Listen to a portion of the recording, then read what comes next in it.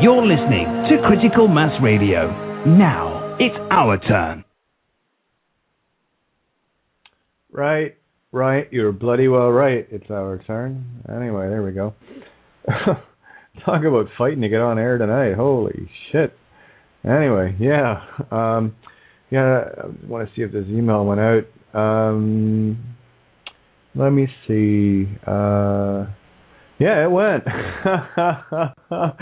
Oh, I love sending out those emails. Oh, me. Yeah, I just handed a big backhoe up the ass of a few government people.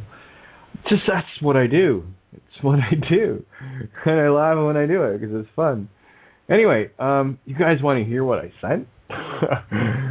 I've already got my, do not reply at royal.gsx.gov. I believe that is Windsor Castle, yeah. And, of course, there's going to be fails on this one, too, because, gosh darn, those Rothschilds don't like getting an email from me. But, oh well, it's the intent, right? Whether it bounces back or not, I don't care. Oh, look, and looks like someone in Guelph Police got their ass handed to them because they're not on the email list anymore either. But that's okay. It doesn't matter. It's all about the intent, It's the thought that counts, right? Anyway, there's my no reply at whitehouse.gov. Yeah. Yeah, and that's just the first round. And when you see where this goes. Katie's on a tear. And sorry, guys, I didn't get a chance to post the links tonight. I did send it out through the blog talk. I was a little bit busy with this dragon's breath. So, I'll tell you what. So you guys want to hear what I shared today? I am excited. I'm so excited. Just before we get on the air, and of course I'm watching the sending, because Outlook, by the way, guys, for those that created it, sucks horse dick. It really does. It's slow. It's full of junk. It's full of garbage. Slow upload. You can't type on it. You got to copy and paste everything from a Word document. So, anyway, there you go. So just for the creators of Outlook, you guys need to get a better life or change jobs or something, because honestly, I liked Hotmail. It was fast. It was efficient. You didn't have 1,000 ads popping up every time and try to move down your email list. And, I accidentally hit on one of your ad buttons. Gosh, you'd think that was almost intended. Right, so who else did we get? I went down the list. Of course, all the KRMC lawyers that I sent last year and this year too. They all got a copy, so and a few essays too and some information. So chock full of Katie goodies. Anyway, so let me see. I'm getting into the Love and Stuff room here. For those that don't know what the Love and Stuff room is, it's a Skype room. You need to contact me on Skype. Or if you know someone that's in that room, they can bring you in. Just click and drag sorry ass into the room. But you can get me at katie.renee.thompson, KATIE.RENEE.THOMPSON. Sorry, just thinking of this email. Oh God, I love doing this. Katie goodie bag in an email. Yep, sure is. Yeah. Oh, did I mention the fucking Pope got it too? Looks like I've got a... if you want to drag him into the room, hello there, you got to drag him up to the top part, not into the messaging. Otherwise, I'll send him a contact request anyway, because that's 5 planets in the 11th house. I just want everyone in the world to be my friend. Yeah, so there we go. And they're local. How's that? That's pretty cool. All right, so let me see. And this is Consular Assistance Ottawa. Of course, the British High Consulate would get it. Automatic reply. There we go again. And of course, the Registry Office in Belfast. They got their copy of it, and a little bit of reading, of course, and the entire police board, of course. And as soon as the show is done tonight, as I had mentioned to Maria last week, as well as today, we can do the rollover because I'm not doing the webinars for a while. Just need to take a break and. Change tack a little bit. It's just a lot of pressure that I don't need right now. I got enough shit going on. Thanks. Anyway, so that was for you, Kathleen. All right. So if you want in there, it's an awesome room, guys. We got some kick-ass angels in there. All of yous are, but some are a little bit more verbal and vocal than others. So by all means, contact me on Skype. Skype is free. There is no excuse. Do not be afraid of it. Anne from Seattle called me again today, and she was going down to get her Skype set up. She wasn't quite sure how to do it on her phone or whatever. So make the effort. And once you get in the loop, then we can share documents and all sorts of things. And oh, by the way, Ninja, I am going to pass this document to you right now. So if you've got a few minutes, hon, if you could throw this up on the kateofgaia.wordpress.com site, you get the. Oh, I went quiet. Okay. Just a second. Can you guys still hear me? Okay. Just want to make sure I'm still. I didn't hear any drop off, so let me see. No, it looks like I'm still there. Okay. There we go. And I see Carol's in the room tonight. Who else we got? Got Nav John there. Miranda. All right, I'm gonna bring Miranda in tonight too because we're gonna talk about P as well. But I'll bring you in now, Miranda. And okay, make sure I got you. Yep, there you are. And hello. I'm gonna bring Carol in as well, so you guys can chat while I'm taking care of a little business. Carol, this is Miranda. Miranda, Carol. Hey, Carol. Oh, as soon as her mic gets open. Hi, there. Miranda. Hi, Kate. Hi, baby love. Hi, Kate, sweetheart. I hope you're getting warmer weather up there today. Oh, no, not at all. It's raining, and it's probably about, I'd say about 45 degrees Fahrenheit, maybe 10 Celsius. That's a little more than sweater weather, isn't it? Yeah, I got my my winter coat on, my short one anyway, so I actually had my long one on last night. So, yeah, P is a very, very popular subject around here because it's your philosopher's stone. Guzzle it up, boys and girls. Open that pineal gland. All right. That's what I want to do. So, Ninja, here it comes. Where are you, hon? There you are. All right. So, carry on.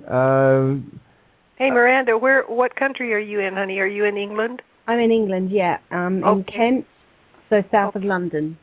Okay. Yeah. Well, I'm in California in the States. It's nice to meet you, honey. Nice to meet you, too. Thank you. And I'll kind of back out here and let Kate go ahead with, I want to hear his email. Yeah, me too. I hope, Kate, you share that with us tonight. Yes, she will share it with you tonight. Thank you, dear. Absolutely. Okay, here we go. Sound is warbly, patooey. Okay, now I'm looking at the Love and Stuff room. Can you guys hear me clearly? Just want to make sure that you can hear me clearly. Waiting. I love that dead air thing. There we go. Thank you. Yep, yes, and that's all we needed. Just a Y works too. It's clear, but yeah, I know it can get a little warbly, and I guarantee you tonight's going to be a bit of a hellhole based on what I'm going to be sharing. So Ninja, I shared the document with you, and you can toss that up. You're not showing online. Okay. Well, there's that, right? Okay. So you guys want to hear a little magic? Mm-hmm. This is my in-voice to the universe. Oh, that's why they call them invoices, Kate. Yeah, I know. You see what I mean? They've papered over everything. So it's actually so pathetic. But this is a lot of fun because I got round one started. I want to put some of the star players on that before I start forwarding it with all their names on it. So media can contact them and ask them questions and stuff. If anyone in the media actually has any balls left. If you want a pair guaranteed to make a judge bow, just ask me because I can hardly wait to get rid of the damn thing. So, but they're guaranteed to make a judge bow. They come with a certificate of authentication and the video in which that occurred. Proof positive. Okay. No giggles, nothing? Oh my God. I thought that was funny. No, it was funny. Okay. Just waiting for my word started to open. This poor little computer has just had the shit beat out of it today. Hammering the keyboard and trying to get things all set up on Outlook that sucks. Okay. Not loading, nothing on Facebook. Yeah, sorry, Nessa. Tonight I didn't get a chance to post the links and what have you. So I've done it. Okay, thank you, hon. Because I've been literally behind the 8 ball, finishing this document today, and and of course I had it finished. And I thought, oh shit, I got to put this paragraph in, so it ended up being 2 paragraphs, and but really worth it because it's got some nice meat and potatoes in there. That's the formed vegetarian meat, not the consciousness stuff. Okay, just want to make sure. Anyway, anything Microsoft is absolute shite. I know. Ask Billy Gates. I wonder if he had trouble as a kid when they referred to him as Master Gates. I just silly questions that Kate has for people. All right, so let me see. Let me get rid of that. Get rid of that. This girl needs some air. So let me do this. Okay. And I was going to use it to scroll down, but screw it. I'll just use this. Now I've got the other my other computer. That's how close it was coming. It's like, okay, the puppy isn't gonna work tonight. I better get the other one fired up. And lo and behold, I think I was a minute or so late. I was just waiting for the pages to clear. So anyway, I'm rambling, aren't I? I love rambling. That means I'm excited. That's all. It just means I'm excited. We're very excited. We can't wait. Yeah. Bated breath. Yeah, the Summons of the Dead.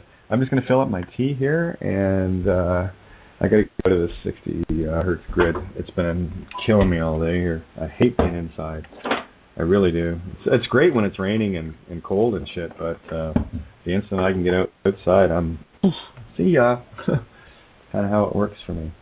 Right, so I think we have to remember not to encourage her. Who, me? No, don't encourage me. I was going to say that works for Miranda too, by the way. That's why I questioned that. Who? Oh, me or Miranda? Probably any of us that come on this line. Uh-huh. Now we're getting somewhere. Oh, it's raining again too. Cool. Well, it's not raining too bad, so I can. I think I can stand under the cover here. All right. And without further ado, let me see. Now I haven't got a mouse. I'll have to do it this way. Now, I've read part of this already. I think people already know that. But let me just do this. Yeah, this works. This is my full willful intent going out on the ether tonight, right now. So it's already been sent. I'll be getting a mirrored copy of it as well. I will have everything reversed. So, and of course, 3 copies of it.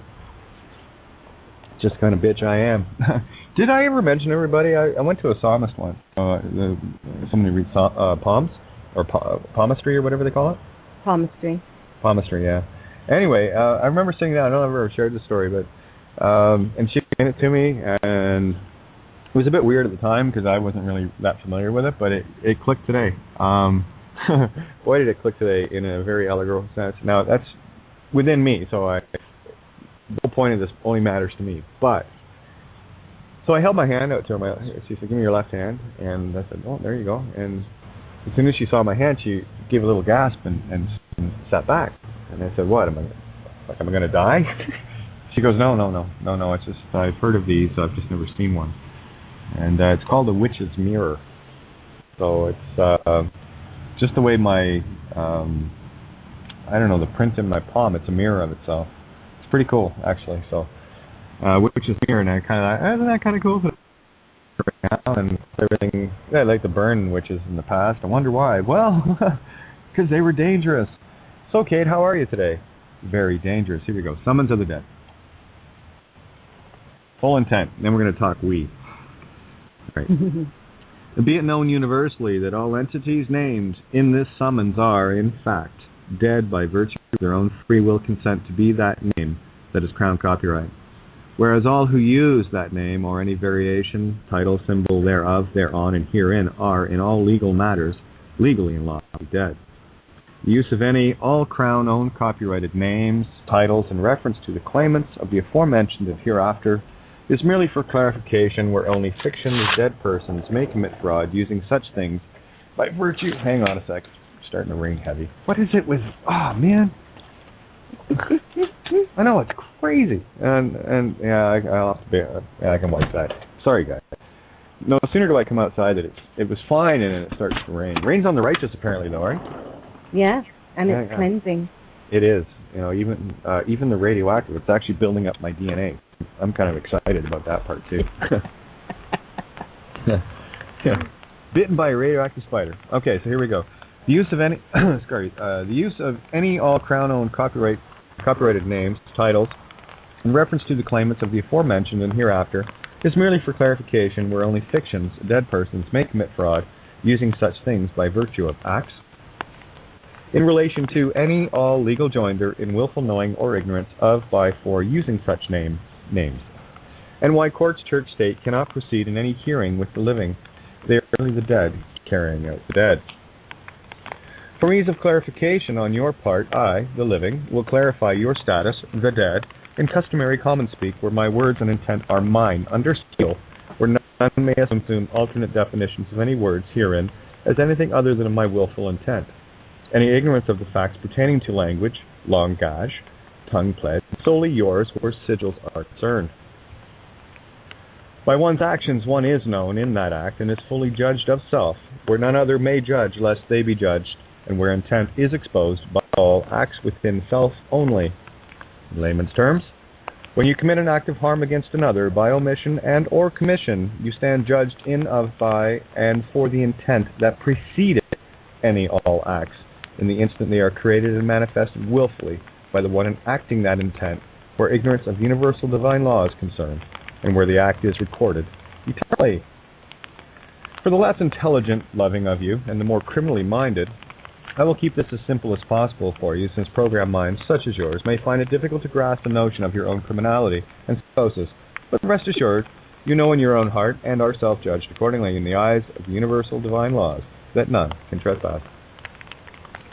Please keep in mind that some of you included in this message are known pedophiles, thieves, liars, deceivers, murderers, slanderers, kidnappers, human traffickers, rapists, etc., and it matters not that I know this, but rather the fact that your own heart and mirror will prove this to yourself beyond any shadow of a doubt. As an easier and simpler example to comprehend, understand, it matters not to me that a City of Guelph police agent stole one of my father's gifts from me when he passed on, only that the one that did it is guilty and self-judged in that act, regardless of all things to the contrary that may be claimed. The simple fact is, it happened, and that act can never be undone. I would love to offer forgiveness to all, but unfortunately, in the act of forgiving anyone, you have judged them as having done something wrong. Judge not, lest ye be judged, etc., as stated previously. Oops, scrolling up too hard here. Oh, I love this. Alright, let's try and move this. Good thing I'm on another paragraph. Okay, you, the dead fiction reading this, actually think you're alive, but I assure you, in the eyes of your masters, you are spiritually dead and claimed as such. Regis Stir. Whereas the attached document will clarify that fully for you. I'm giving you all back your gifts of intention under the universal golden rule, where that which you have wished upon me and countless others will be returned equally, that you may receive your just, self-judged rewards accordingly. With that, I will share with you some of the gifts that will inevitably be coming your way, and most certainly not of my hand or will. That is your own hand of will, simply coming upon its own creator, as your intent manifested. How neat is that? So, grab your favorite beverage and a mirror. This one is going to take a while to read, but I'm sure you'll enjoy it because it's all about you. Read it or not, I care not either way, since my intent is known by the divine universe, and it's recorded under my seal and covenant, where all contracts made, and only your seething fear of self-realization will keep you glued to this little essay, email, sealed notice, or will have you run away like a scared child that some of you have raped or aided and abetted in their being raped. Let's see if you can be as graceful in your own judgment and trials, tribulations, as I am, while some armed jarhead has his 300-pound boot on your throat, shall we? You call yourselves presidents, prime ministers, lords, ladies, politicians, mayors, police chiefs, priests, popes, kings, queens, and all manner of dead titles, while attaching another name that is a dead persona of the spiritually dead you. You hold the chains of office, posts, ranks, offices, etc. ad nauseum, further instilling your own servitude to another master. It matters not to me that all bar are able to use that crown copyright name. or not, since they are still serving another master, and I'll save your brain cells any of the known details surrounding that. That being said, let's start with the fraudulent land transfer in relation to 7 Dalebrook Place, Guelph, Ontario, Canada, N1E1A7. Using all caps, since we're dealing with cross-jurisdictional invasions material such as UPU/UCC, etc., shall we? To begin with, perhaps you'd like to know some of the main parties directly involved in this little fiasco, where they can see themselves in their own light and perhaps their role in this nifty little fraud. I'll keep it local since most real parties wouldn't make sense to you because you're not used to following anything but your flowcharts of crime. Yes, you're very well trained and very obedient to your programmed ego. Your masters want it that way. Since every city's mayor is a chief magistrate judge in their corporate jurisdiction, they are the ones most culpable since all activities carried out by any of their officers by proxy, since the mayors, is and are the only elected judge in their jurisdiction. But then most people don't know this and are deceived via non-disclosure of this fact into giving up their consent, where I have not, thus no jurisdictional boundaries. Besides, these jurisdictions only apply to the dead fictional name anyway, where most also don't know this, save the few that do, and use this information to steal, rape, and pillage from their fellow man. Now we troops did it again. Okay, at least I've got it where I can. Alright. Now we enter into interjurisdictional folly, where the mayors of Newmarket and Toronto are also involved, since the law firm KRMC is based in both of these cities, where KRMC is the prime go-to robo-signing law firm for matters of this nature. I find it ironic that they claim to specialize in fraud issues, which explains their expertise in committing these acts at the behest of their masters, Crown Church State, and their greed. What is evident by observation here is collusion and conspiracy to commit fraud, etc. That's all by 3 mayors, by of 4 in as omission commission. Every crime committed by any officer, crown agent, employee, justice of the peace, etc. at all within corporate city jurisdictional boundaries are all answerable by 2 of 4 the highest judicial official, which is the mayor, chief magistrate-elect. Ignorance of the law, divine universal law, is not a defense of or from the law. I'm not speaking of statutes legislation, which only applies to those consenting to a dead crown copyright name. Again, no silly court game is required to expose and see the truth. Nor does the truth require your belief, inasmuch as a crime committed is thus committed, and shown in the actions of the intent after the intent to do so was created. For the more feeble-minded, here's an example of that. If you steal something from another being and you know you're stealing, or not, your intent is known in the act of the theft because you committed the act, and no court is required to prove that which you already know. This is where I leave others to reap the creations of their own intent, where they, by divine law, will experience their manifest intent via the golden rule, i.e., what goes around comes around. Such is the nature of things and creation itself. Since I can only judge and ultimately forgive myself, I cannot and will not judge another. Judge not, lest ye be judged, and I willfully grant your wish to experience your creations of intent. Please note that all dead fictional corporate crown copyright names mentioned herein will only be used as a reference since it is the living soul spirit that is reading this and I'm speaking to, where this list is not as complete as I'd like it to be. It matters not because every entity that ever referenced the aforementioned names, mistaken for me or those living souls alongside that mistaken entity, is implicated by willful knowing, commission, willful ignorance, omission, regardless. All contracts assumed, presumed of, by, for, in, at, as, etc. at all, Crown State, are created in deception, non-disclosure, fraud. Again, what is contained herein does not require your belief, where your obligation is to confront your ignorance, willful criminality, as observed in your actions and confirmed in your own hearts and minds. With the passing of my mother and father, all marriage, crown, church, state, etc. at all contracts are null and void upon their true deaths. Thus render me in clause sextibus toto generi. If you don't know what that means, you will need to shake off your willful ignorance and look it up for yourself and reach beyond your very programmed mind. The bottom line is this. You have been duped into worshipping a false god via literal interpretations of the Bible which fully explains the chaos of this world. You have been duped by your own greed, ego program by a system that feeds on your willingness to sell out your beings here to satiate that greed, ego, and make cannibals of you via fiat paper, pay per, currency that is created off the bond obligations called birth certificates, and is the literal skin off our backs. You are a bank account number in the City of London, State. See CUSA bond numbers. You are surety for a bond debt obligation, where your consent to be such is mandatory for the cruise to continue. Please note that this information is given for your benefit and for the benefit of the countless media, law firms, courts, churches, politicians, etc., et al. That are receiving this little gem of truth. Oops, here it goes again. Okay, let's set the players on the stage, shall we? Let's begin with former Chief of Police, City of Guelph Police Services, Robert Davis, who set out on a campaign of control on Gregorian civil calendar date, May 26, 2010. My paper trails and files are impeccable, by the way, and never mind the countless radio broadcasts and emails, etc., where this information is also saved and recorded for your referencing enjoyment. Thus began a campaign of harassment where even the City of Hamilton Police Hate Crimes Unit joined in the fray after September 1st, 2010, where my exposing the corruption of the entirety of the system you worship was shown in Judge Vows to Sovereign YouTube video. That one is easy to find, in that many millions have seen it, and reposted it, where a simple web search on your preferred search engine will find it instantly.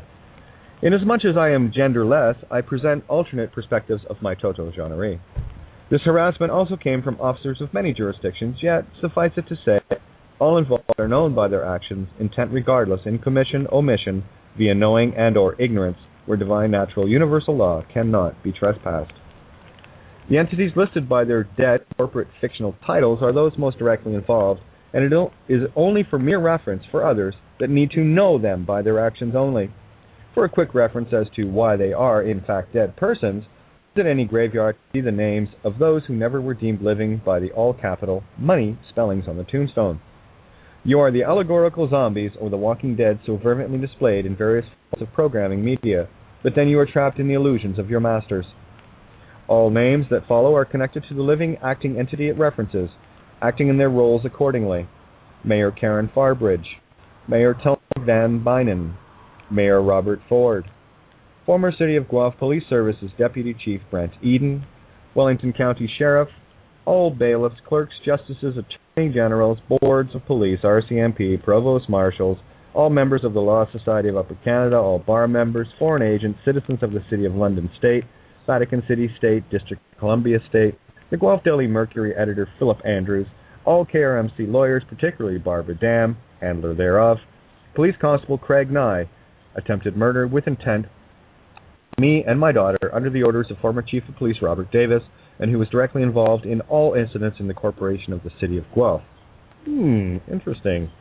All members City of Guelph Police Service by association, various numerous other corporate city police services in collusion association by virtue of their sworn oaths to Crown State Church, former bank manager Nora Detler, Bank of Montreal, Prime Minister Stephen Harper, Liberal MP Frank Valeriot, Governor General David Johnstone, former Pope Benedict, Pope Francis, President Barack Obama, Queen Elizabeth, Windsor, Hanover, Guelph, Rothschild, etc. ad nauseum.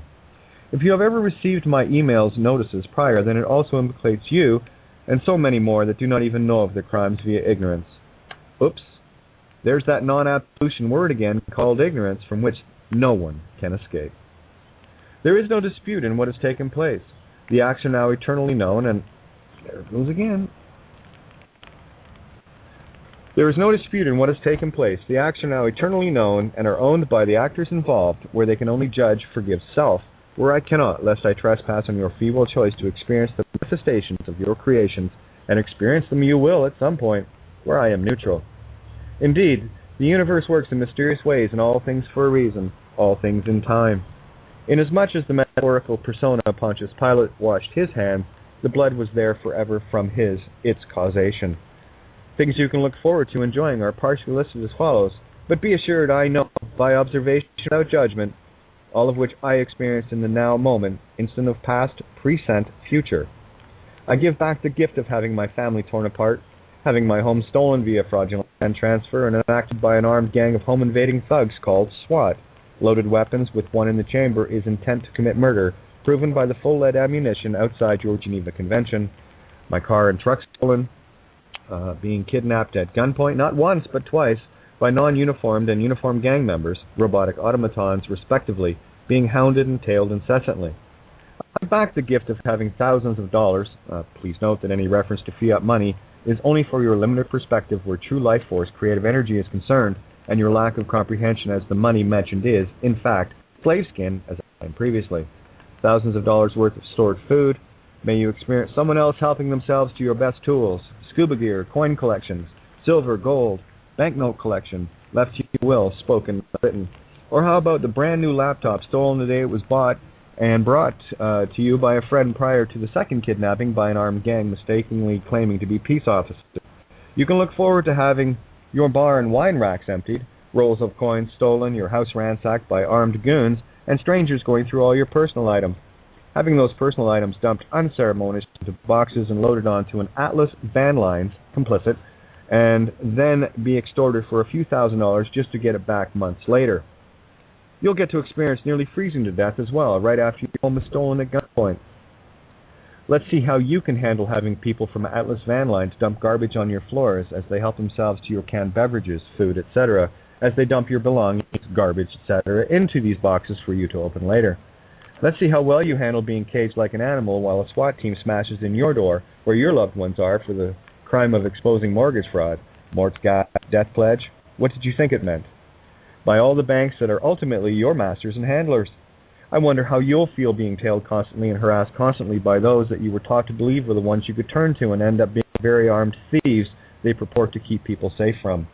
I mean, really, who are you to call? Let's see how you fare being terrorized for 28 days in solitary confinement for exposing corruption on the grandest levels. I wonder how you'll fare being drugged with lithium in the team bed to make sure you're not thinking clearly for a court. Are you ready to be abandoned by all those people you were trying to help and be demonized by local media that twists and distorts truth as good as Phil Andrews? Unfortunately for you, you'll have to deal with the truth eventually, where your blatant ignorance and mind control programming and greed has you own another master. None are more enslaved than those who think they're free. Oh, there we go again. Excuse me. None are more enslaved than those who think they're free. Don't you know? How well we fare losing family members during these attacks? How will you react to politicians like Frank Valeriat lying to your face, but then what can you expect from a lawyer anyway? They're trying to lie from the get-go. That's the nature of their game. What do you know of QSIP numbers and CAFR accounts, or of surety bonds, bid, performance, labor, and payment bonds, that the courts have waiting in ambush where all they need to cash them in is to get the consent to be the name? Did you know that the X on any signature line means without sedation, and you get to host party, parasite, under CC 3-419? The simple truth is that the entire system is a scam, with a very few in the know, and they don't let people wake up to it. It's on the information I was sharing would have benefited all involved, but they were too stupid, lustful, ignorant, and greedy for the weekly scraps paper they'll check. At least you know your price for selling out, and the price of your willing ignorance and or criminality. The long and short of it is that you are legally, lawfully dead in the eyes of the system, by our society. Will you be able to stare down judges who know their per diem crimes and crown prosecutors like DeVos who can't even look you in the eye because they know they're committing harms against another? Will you be able to see the fear in the court members' eyes as they're getting called out for these crimes as you stand there in shackles? How will you fare being sexually assaulted, raped by armed thugs as they grope every inch of your body in search of anything with a name on it, since that is the prime directive? No name, no game. Did you know that prosecute means do not pursue, and why these criminals must get people to consent to being a name? See, you are that ignorant or criminal-minded. Let's see how you feel when some incompetent lead detective, I like to refer to as Kevin Slickdick, writes something about you, having never met you, claiming that you're somehow a threat to others, while he can't even fill out court paperwork where he tried to ban himself for 5 years from owning firearms. For me, that counts as moron and verified by a judge at my bail hearing, where even she said she'd never seen that level of incompetence in her court. Why do you think they call it bail? You simply miss the intent and are ignorant of who the system worships.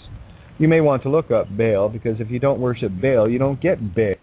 Imagine how you'll feel when you have a bailiff that knows you but cannot serve you court documents because he also knows how the game is set up to entrap the unwary.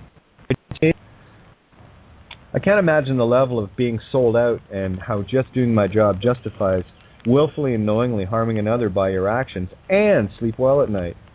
What's really neat is I have video of Steve acquiescing to knowing I wasn't the name, and a couple of City of Guelph police services who also tried and failed with a summons for the dead name ended up served to a rock in my front yard on video. Talk about idiots, eh? Alas, just further proof of a programmed criminal intent, mind, and action. What is funniest, though, is that sane beings actually listen to these automatons in flesh in ridiculous costumes that are supposed to give them secret powers. I wonder how long you'll stand in the face of this insanity when you finally know full well the nature of the game. I will ponder your reactions to being in a cage next to someone who just murdered a 12-year-old child, where you will be treated the same way as that psychotic murderer. When you finally wake up to your master's illusion, and how you've been aiding and abetting them in the cannibalizing of yourself, your family, and the rest of mankind, will you continue or seek amnesty in action by willfully defying it? How will you feel finally knowing you're supporting your own demise and that of all around you by sucking at the tits of the whore of Babylon commerce, where the mark of the beast has been your name all along? You don't believe me? Try existing in Babylon without your dead persona, name, mark of the beast. Alas, most of you have fallen for the literal Bible translations versus the real truth within, for only those with eyes to see it can. Please continue in your lunacy paying homage to funny dressed people claiming to have some power over you because of the outfits they adorn themselves with, be it judges, pope, clergy, priests, ministers, or any manner of ridiculous titles. Please stay willfully, ignorantly entrenched in the Savior program that owns your minds and hearts, but rest assured, no one is coming to save you. That's your job, silly. Your rampant support of crimes against humanity are duly noted every time you drop paper, flesh, spirit into the collection trays of the very criminals that own your churches, synagogues, mosques, governments, banks, etc. at all. But most of all, they own your mind, body, and soul, and your insatiable desire to feed on others is far more nefarious than your feeble minds can fathom. You are owned by your star-dumb, whiz-dumb greed, lust, in your divided conquering. A measure of your feigned power is neutralized easily with the simple question, who do you answer to? I answer only to myself, for my destiny is of my choice, and most certainly not one that worships your true God, money, mono-eye. Alas, you missed the clues in your willful ignorance and criminal intent. Every single harm you do and have committed with intent knowingly and or in willful ignorance is your creation, your manifestation, where only you can reap that harvest, and the culling is upon you now. Such is the golden rule, where all stand under. After all, it was a City of London State Bar member that told me once, here it is all about contract. Unfortunately, programmed minds, hearts such as yours, can only think in paper contracts. Did you not know that your signature is merely the physical manifestation of your willful intent? Caveat emptor, as the saying goes. Every contract you signed, involves your consent, though an offer made in fraud is null and void, nunc-pro-tunc. You don't take my word. All these things are easily verifiable, and I'm sharing these truths every single day with countless tens of thousands around this insane by religion planet. Yes, the number is climbing exponentially. Such is the effect of willful intent to do so. No, the Savior program of all religions created by Rome, Vatican City State, and their bastard creations of commerce, or of Babylon, has you worshipping external idols, and you will have harmed countless people, beings, in of by your actions to satiate your greed and bloodlust, to empower the very masters that will inevitably destroy once your usefulness in ignorance is complete. Yes, I will wonder how you will handle the complete destruction of your realities of illusion once they come crashing down. When you ask yourself, why did this happen to me? At least now you'll know, and the pendulum has already started to swing back with a vengeance created by you. Or haven't you noticed? Do I need to mention that every... Oops, there it goes again. Do I need to mention that every piece of work has had mistakes all over them? Never mind the document that magically changed from Monday, February 13th, 2012, when the email with the scanned from received copy was sent to concerned fraudsters, to be mysteriously corrected when printed same email Thursday, February 2012. I must say, aka Slick, that your face went extremely white when I asked you about that in the holding after my second time being kidnapped. You can't have mistakes in your realms now, can we? I would explain, but unfortunately most reading this think reality is real, and the truth of your ability to grasp this juncture. Let's say scientific fiction. Besides, it was you, Kevin, that wrote the slanderous hit piece to one of your crony judges that got this whole mess rolling anyway. I find it beyond humorous that someone who can't even fill out a standard court form can be trusted to make a real-life assessment about someone they've never even met, but then that's how you guys roll. Perhaps you and Brent Eden should have a chat as to why he retired so early into being deputy chief. I believe 3 years is the mandatory minimum for a retirement package, so Brent had to keep his marbles together, his mouth shut, even though he was in extreme depression once he was told by Davis what was really going on, eh? You may also want to have a chat with OPP Deputy Chief Vincent Hawks as to how he acquired his recent vacation property for 160 less than question mark. Of the court now consulting Inkster Group. Nope, you won't likely find the paper trail easily either. Birds of a feather flock together. Let's just say a little bird told me, and one of the joys of being an investigative journalist and broadcaster, everything crosses my path to meet eventually. Perhaps some of the media getting this might actually grow and start asking the tough questions again, then old school journalism, where one actually seeks the truth. Alas, I think there are a few of you left, but let's see if there are others, shall we? Besides, I'm not concerned with who gets this little message, merely that the seeds of truth get scattered globally just to see what grows. It does not matter what can be proven, only that which is already true, and known by those committing the crimes against humanity, eh? The truly empty robes, gowns, uniforms, and suits you wear are as clown suits, just another bread and circuses show from your masters that you gleefully perform all manner of tricks for treats, without ever even asking why. Let's see if you can spot the allegory versus the nonsensical literal versions being puked from pulpits of every religion while you swear your oaths to your masters. But woe to you, scribes and Pharisees, hypocrites, for ye shut up the kingdom of heaven against men, for ye neither go in yourselves, neither suffer ye them that are entering to go in. Woe to you, teachers of the law and Pharisees, you hypocrites! You have a tenth of your spices, mint, dill, and cumin, but you have neglected the more important matters of the law, justice, mercy, and faithfulness. You should have practiced the latter without neglecting the former. Woe to you, experts in the law, because you have taken away the key to knowledge. You yourselves have not entered, and you have hindered those who were entering. Woe to you, blind guides! You say if anyone swears by the temple, it means nothing, but anyone who swears by the gold of the temple is bound by that oath. Yes, you are the ones referenced here, the thieves, liars, murderers, rapists, defamers, pedophiles, the sucklings on the tits of your whore of Babylon with your mark of the beast identity, names, titles, offices, chains. You only have your mirror now, since you are the truly forsaken of the merchants of Venice who seek pound of flesh nearest humanity's heart, while you avoid the church, state, crown, Vatican illusions. As the old saying goes, speak for what you wish for, and I grant your wishes fully under my seal. That you all manifest in creation with intent be given to you to fulfill your will in your mirror. Mirror, mirror on the wall indeed. One can only be seen the light of others, and my light shall bring you forth for all to see. I mean, hey, I told Rob Davis et al. That I will make them world famous. Actually, I promised that, so I'm just keeping my word and my promise to all involved. I'm like that, and the truth is... Sorry, there is no one to save you. There are solutions and certainly honesty that can be given. These are all yours to deal with, where actions speak louder than words, where the intent is seen and known to all. Have a nice day. I, who shall not be named, under seal. Merry Christmas. It's a little early, but hey. I'm quite blown away and emotional about all of that. Yeah, a little bit of intent, all right? Yeah, totally intent. And the fact that it's so easy to understand, and you know what I mean when I say when it's in their speak, is what I love about it. I like using a bit of both, give it a little smattering, right? Yeah, because I understand all of that and really the feel and the meaning behind that totally and utterly. Mm-hmm.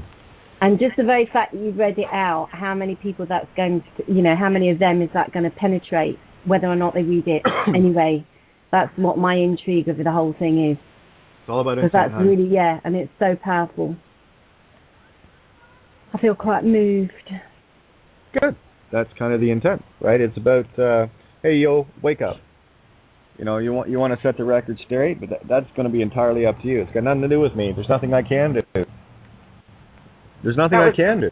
That was brilliant, Kate. It really was brilliant. A lot of thought, a lot of evidently honest things that happened there that you put out on the table. But as you said in that document, it doesn't matter if they read it and understand it. It's out in the universe, and it's going to be very powerful. The ripples are going to go out just like throwing a stone in the pond, Oh, just wait till you see when the major networks start getting it. I'm just going to start hammering this out, a few hundred a day. Just keep it going, keep it rolling. You're going to start asking some questions. I'm going to keep forwarding the same email so all the emails are up so everybody can see who gets it. Yeah,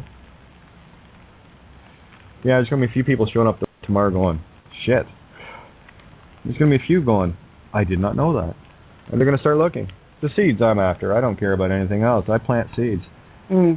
That's just their intention to exponential creation. I plant the seed. Let's see what grows. Pretty big trees by the looks of it. Well, we're going to get some bamboo shoots, that shoot up in 6 feet in a day, or we're going to take, some oaks there as well that take a generation or two. But that's okay. There's going to be enough going out there, and again, it's all about the intent, and this is the one point I can't drill hard enough to all you gods out there. You are the unknowing absolute creators of this co-creation, and they're stripping you of your power by deception, and it's all gathered up in all those courts and churches and synagogues and mosques where everyone goes in willy-nilly, oh, I love your God, I love your God. Now that energy gets focused where? Well, we talked about that last night. There's probably a few other places, but I just find it interesting that the Vatican is so focused on Orion. So bottom line is this, wherever the energy is going, stop. Just stop. Your fraud's revealed. Game over. And who do I think I am? Be able to say that? Well, I know who I am. I am you. And the best part? I'm God. Like you. Like everyone. Like everything. It's all in the mind of the all. I'm just changing my mind. This perspective of it anyway. And there's parts of our consciousness that we just won't have time for anymore. So it's not about, you don't need to worry about judging and doing all the rest of it. Those parts of the consciousness that do not want and do not need simply be erased as if they never were. Nunc pro tunc, now for them. And that's the thing that, these lustful entities that go around, honestly, the visuals I have of some of the Guelph cops that I know, and the crimes that they've done, not just to me, but to countless others. I mean, there's this one big fat sergeant. He was at the court hanging out. He was actually in the court the day the judge bowed, and him and a couple of his boys were outside, and they were absolutely powerless to do anything. They were spinning like chickens with their heads cut off. Like, what do we do? What do we do? I can't do anything. Well, what do you mean? See, dopey? See how powerful you are? And look at you. Good dog. Sit. Roll over. Oh, play dead? You already are. I can't help you. I mean, sorry, Lazarus. The only Lazarus that will wake up, and that's what the allegory is, the waking up from the dead. The Christ consciousness waking you from the dead. The allegories are all there. Even, what's his name, St. Stanislaus. Same allegory. About going back and pulling someone out of the ground to testify in a court. That's how I tracked down the background to the clausula sextantibus to verify it all. Clausula libus sextantibus. That's the invocation of the cross. They got a copy of that. They got a copy of the long and short of it. I who will not be named, and of course the registry fraud letter. So it's going to be interesting, some of these people, and I know they're going to read it because anytime they get anything from me, I know they read it. I've sent them so much shit, and it's like, and given all the crap that they pulled, the devil just came knocking on your door. Tick, tick, tick, tick, tick. How does it feel? See, here's the difference. We don't need guns. That's for weaklings. I don't need tools outside of me. All I need is me. That's all you need. And that's all we got to do. When are you going to stand? And that's it. It's pretty cool. So, hey, you want to talk about we now? Yeah, let's talk about the we. Yeah, more solutions. All right, we just straightened out the universe. Let's straighten out ourselves.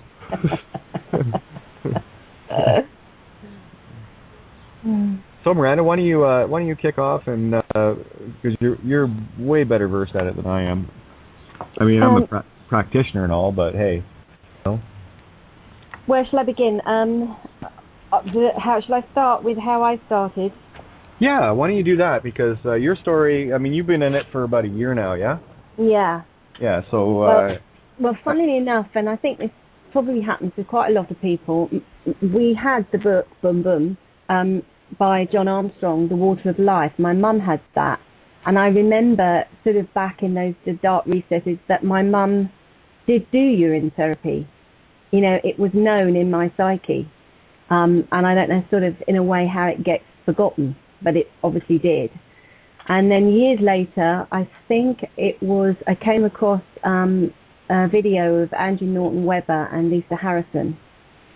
And Andrew Norton Webber really is the main dude on distilled water and urine therapy and making it really popular. I mean, he's really, we owe so much to him of how he's bringing it so to light.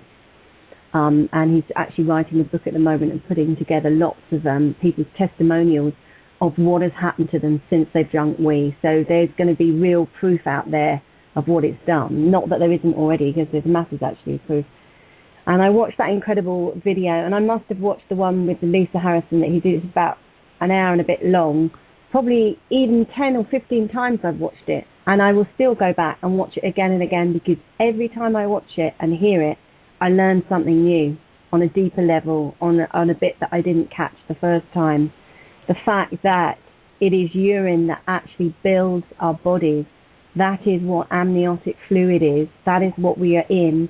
That is what we're swimming in. That is what we're breathing in for the whole 9 months we're in our mother's womb. That's what it is. For the first 3 months, it's her urine, and for the last 6 months, it's our own. And it is literally liquid DNA, and it is making our bones and shaping our bodies and building us. So when you take that parallel of what it can really do, there is no reason, I believe, why couldn't it, you know, rebuild a limb if you lost a limb. You know, it's miraculous for cuts. Back last year, I cut my finger really badly with a very sharp knife. I was stupidly eating a coconut, and I dug the knife in and I cut across my middle finger right the way down to the bone. And I knew straight away, oh God, that's really bad, because it didn't bleed for quite a while. And you always know, uh-oh. And then my finger just sort of fell apart, fell open, and I probably needed at least 5 stitches in that finger. But I don't do hospitals, I don't do doctors. And I thought, right, what am I going to do? And I thought, right, great, I'll just pee on it. So I made a little compress and I covered it up. And almost straight away, it started knitting it together. I had to drive up to London to a court case. So I just kept going in the loo and peeing on my finger. And then I let it just air dry. And I'm not joking, within a week, you know, I had a bit of a scar. It stayed numb for ages. And even now, so this is almost not quite a year, it still is slightly tender on that top bit of skin, but there's hardly a scar. And I'm convinced if I'd had any other treatment done, that those nerves would never have come back. You know what I mean? I think they would have stayed permanently numb, and I probably would have just had a dead finger, because I went right down to the bone, right through the tendons. So that was absolutely miraculous.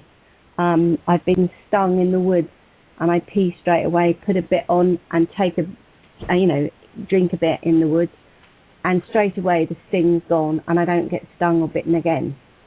It is miraculous. If you got stung by a snake, Andrew Norton Webber's allergic to wasps, and he now will just drink his pee straight away if he gets stung, and he doesn't go into anaphylactic shock. And it was very serious. He used to actually have to be taken into hospital and injected because he would go into anaphylactic shock. And he's actually cured himself of that. So it is instant medicine, absolutely. So, you know, cut yourself, boom, instant medicine. Get stung, instant medicine. It is the homeopathic remedy to whatever you need at that precise moment. And it is so about being in the now. It's not the past, it's not the future. It is constantly exactly what you need this very second. That's what I find so amazing. And to me, it is the alchemical marriage of truly finding those parts of yourself to truly love yourself. Agreed. You know, I really understand that I love myself. And I obviously never did before, really, truly. You know, I care about my body. I care about what I put into it. And it completely changes that whole ethos of the importance of you, that you are sacred. And this is where the expression, the Holy Grail, comes. You know, we are the Holy Grail. We are the holy vessel because we carry the water of life.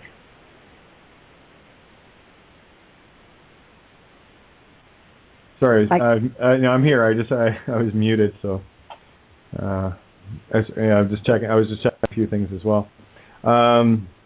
Absolutely. I mean, we can talk about Dave. I mean, Dave has had he did the 40-day urine fast. Mhm. Yeah. You know, I think we talked a little bit about that last night, but for those that didn't get it, Super Dave. Yeah, he. I remember talking to him a couple of years back about the Book of Aquarius, which is how to make the Philosopher's Stone, and of course it uses urine. That's what the Philosopher's Stone is. Go figure. And he was, you know, like absolutely fascinated with it, and I think I don't know if it was that. I know he was already interested in it. If that was what really kind of set him on his path. I mean, he got set on his path. He was at one of the festivals with I think he was with about 4 or 5 of his long-term friends, and they just went into a tent because there was a woman talking about pee, and I think they all went in there for a bit of a laugh, really. You know, a bit of a jokey, laddie laugh, and thinking, oh, well, we're listening, you know, but what a load of old rubbish. And it was Sylvia Chandler, and that's another really good person to look at on YouTube, Sylvia Chandler. If you put in her name and Zen, I think several videos come up with her, and it's from a female perspective. And she's been telling people for over 20 years to use their urine, and she's seen it cure absolutely everything, absolutely everything. She's really amazing as well, wonderful woman, and she gives her phone number on the end of that video, so if anyone wants to talk to somebody who really knows their stuff, you know, she's very available. She makes herself available. But they went in and listened, and they were so bowled over by this woman's enthusiasm and just resonated with the truth, you know, because when you hear something and you know it's right, you just know it's right. So they all went back and tried it, and all of them still to this day drink their urine, and it's changed all of their lives. One of his friends used to have very difficult problems with depression and a difficult childhood, and since he's drunk his pee, he doesn't get depressed anymore. Things that really, you know, he's realised now he used to get very angry and do things and then have to apologise for them, and sometimes, you know, suffer for years that he did things that he shouldn't have done, and he felt ashamed for them. Once he started drinking his urine, he started exploring and looking at medical conditions, he discovered that he had had an adrenal problem which works with the kidneys, and so he'd go into these anxious things and get angry because of this adrenal problem of anxiety and then frustration and getting angry. And of course, once he started drinking his urine, that didn't happen anymore. I mean, it's completely changed his life. And he's on one of the talks with Sylvia Chandler. He gives his story, which is incredible. Yeah, and Dave lost masses of weight. I mean, he was quite plump, and I can't remember. I think he lost 6 or 7 notches on his belt. His asthma from childhood completely sorted out. He had been allergic to animal fluff, that's sorted out. He'd had a problem, I think, with his Achilles heel. He'd had something done on his foot, and it had always been a bit sore, and he was always aware of it, but he put up with it. And literally, within days, it completely mended. It was gone. There was no pain anymore. He was able to, you know, run down the road and not even build up a sweat. You know, more energy than he'd ever known. You know, it is absolutely incredible how it completely changes your life. Absolutely, and I gotta say, it's my own doing it. See, that's the thing is, with me, as soon as I know something, oh yeah, that's everything clicks, it feels right, and thinks right all at the same time, and I go right to it. And that's what I'm saying, you know, when you're saying about people needing proof of this and proof of that, proof of the other. Now that's the ego that needs that. If you just ask yourself the question, and it's all pure logic, and of course, anything coming out of you, okay, not anything, but urine. That's why there are two vacating points in your body. One is for waste, and one is for creation of life. Take the hint. Get it? Okay. All right. Now I'm just saying, it's kind of the same places that babies are created. There might be some life there, just that kind of felt right. And again, your body has its own cures. That's what your kidneys are all about. We mentioned this last night about, especially you Librans out there, that's, the kidneys are the scales. And the body, in its own process, knows what's wrong with it, knows what's up with the DNA program. And all it's begging for is the tools that it builds for itself to be put back in. Right? So that's all it takes, right? So I'm still trying to get my mouse to work here. Other things that it does, if you've got grey hair, within, several months your hair starts going back to its original colour. Yep. It heals you on such deep levels.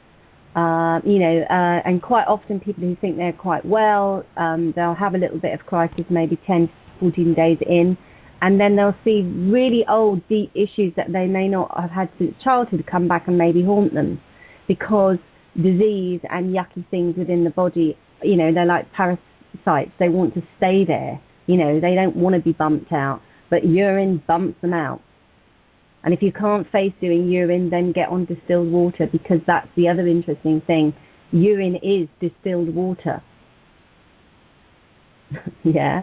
And distilled water from the machine will work as well as urine. Not as quickly and not on such deep levels, but it will have the same impact. And if you can't face doing your urine, you can work on that way. But I would say, once you taste your essence, how can you not want to taste who you are? Exactly. And on an emotional level, early on when I was doing it last year, a friend phoned me up and she was a bit difficult with me on the phone. And my pee had been absolutely as clear as anything, beautiful, didn't taste, didn't smell or anything.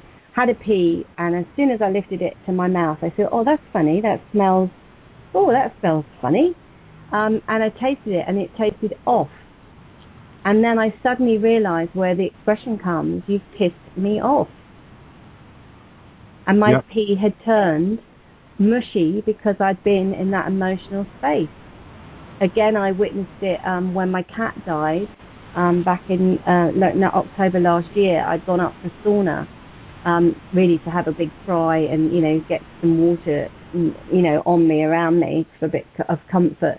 And I was having a shower and I thought, oh, I must taste this because I'm weeping and I'm very sad. I want to know what that tastes like. And it did taste of utter sadness. But it was also very helpful because it helped me get through that experience of letting that go. I went through that emotion and it went. It wasn't like I was holding on to, how we hold on to our past, how we, try and bake our futures. It brings you very much to the present, to the here and now. And, I'd love to try experiments with it. I mean, there's so many things one could experiment. If you're in partnership, trying all sorts of things, be very interesting. If you're living in communities, if regularly that community shared a bowl, obviously of just water, but if everybody in that community put one drop of their pee in, one homeopathic drop, and all drank from that bowl, you would all be on exactly the same page. And would that not help, say, misunderstandings? It would bring you all to the same place. I think it'd be, if you've got problems, that's what peace talk should be about. That is what a peace talk should be. No peace pipes, sharing your urine and getting on the same page of where everybody's at. Yep. Again, you're dealing with, now we're getting onto the energetics of it, you're dealing with stem cells, which are pure DNA.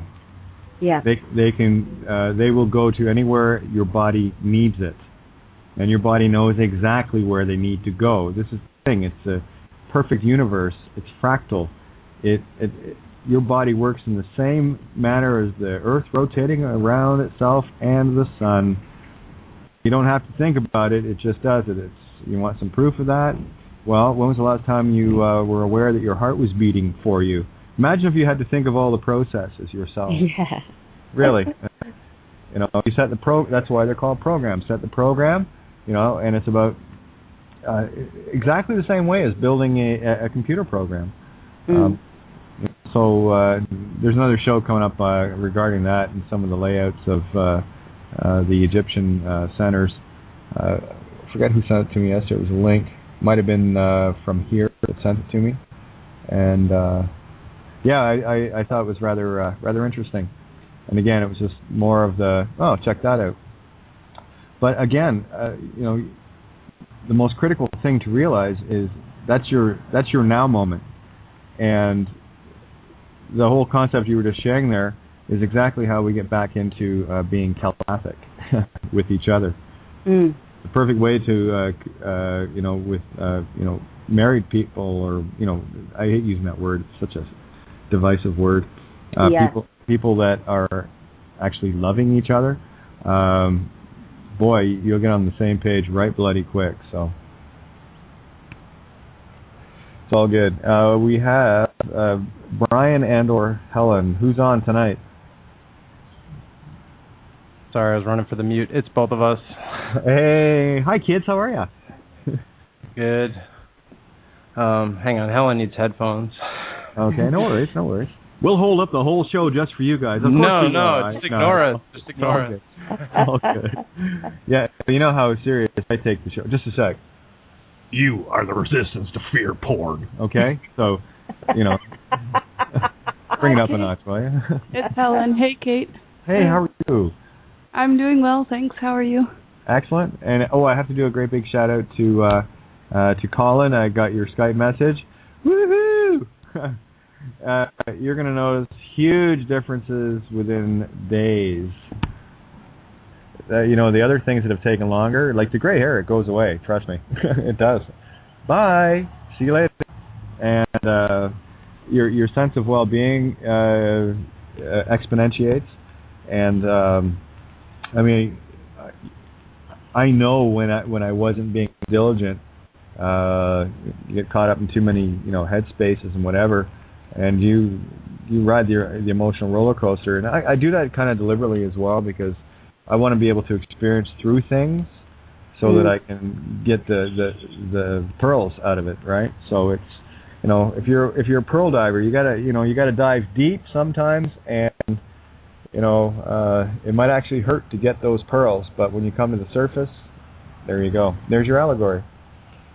So that's what that's all about. But I can't rave enough about it. And I do bring it up from time to time, and I bring it up for a reason. And there you go. There's your elixir of life. There's your fountain of youth. And energy-wise as well. Oh, yeah. That's one of the things I don't recommend is don't be ingesting too much before you're going to go to bed. Because you won't. You won't. But then that might be cool too. Well, exactly. But you've got all your own DNA building blocks. I mean, your DNA is yours, no one else. Right? That's why pharmaceuticals are so dangerous. It's like Jeremiah. Next time, anything at all, my friend, urine. Stay away from the biohazards. Seriously, just stay away. You're killing yourself. So there you go. So you guys feel like a tune? Yay! All right, I'm gonna do a tune. Oh, here's Ninja. We'll get Ninja in first. And I was hoping that Cole was going to show up. Cole's listening in. Cole, come on and tell about your experience with the pee, because he takes his piss all the time. Oh yeah, that would be great. Ninja, you're up. Yeah, hi Kate. Hi everyone. Hi Miranda. Hey honey bun. Yeah, I just wanted to throw my two penneth in and say that I drink urine all hours, day and night, before bed, middle of the night when I get up, whatever. I can sleep on a washing line. I sleep all the time. Whenever I hit the pillow, I sleep. So it doesn't affect me that way personally, but, I can imagine how it might with some people give them too much energy to sleep. Yeah, I'm speaking more of people new to it, where it's a rush. It really is. I don't know. I don't remember having that. I did. I've been about 6 months with it, maybe less. I can't remember anymore when I started. But I don't remember having that. I do remember the comfort. There was a very, very obvious. I obviously noticed a sense of comfort when I first drank the urine, and I've had that every time since. So, I think that's what's interesting about. I was talking about this with Cole today. If you imagine, so initially we're in the safety of our mother's womb, surrounded by we, and now we're outside of our mother's womb, but putting we inside of us. Exactly. And it's like you're inside out in the womb. Well, it just made total sense. Yeah. That it is as within, so without, as without, so within. Yeah. That's a divine law. It's a beautiful thing, you know. I mean, I didn't have the aversion. I do understand some people really struggle with that. I didn't have that. And my first experience of it was, a sense of relief almost, a sense of going, I don't want to say going home because that's nonsense in a way, but it kind of felt just good, you know. And I've had that every time I do it, it feels the same. If I'm stressed, which I really am not stressed so much these days, probably because of that. But if I do feel a bit stressed or frazzled or something, and I go to the loo and have the urine, it immediately just takes that away. Yeah. You know, I'm much calmer since I've been on that. And I wasn't an erratic mental character anyway, but I'm much calmer. So I highly recommend it for so many reasons. Yeah, that's the other thing too. Certainly a lot calmer, and one of the things that I've been noticing with me over the last, I guess I started late last summer, shortly after I talked to Miranda actually, and definitely calmer and much more resolved in that calmness, and less apt to take anyone's shit, if you know what I mean, in a calm sense. Yeah. Yeah, sometimes I have to take the chance out, but that's just me mirroring whatever's coming at me, and it's like, hey, how do you like it? how do you like you? That. Yeah, how do you like you now? Sorry, Kate. No, I just, you know me, I just keep talking. We're talking at the same time and keep pausing to talk. I've noticed that in my home, it's a lot less, for me, I don't know about the others here, but for me, I'm a lot more relaxed about everything that used to really irritate me. I'm much more relaxed. I can do it. The issues may very well be the same, but I'm handling them very differently.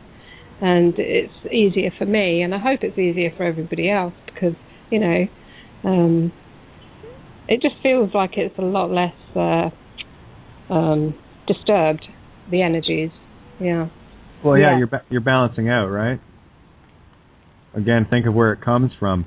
It's coming from the kidneys, right? And there's your balance, your Libra within. You know, we have all 12 zodiacs inside of us.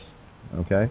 The one that you're manifesting as when you came here is definitely a big part of you, but you still got all 12 zodiacs in you, so you better understand the signs and what they're about and what parts of the body they affect. You know, again, this is a complete knowledge of the universe, which is you. I mean, this is why there was so much the Bible and the Quran and all these books went so into detail with the human body and with the astrotheology.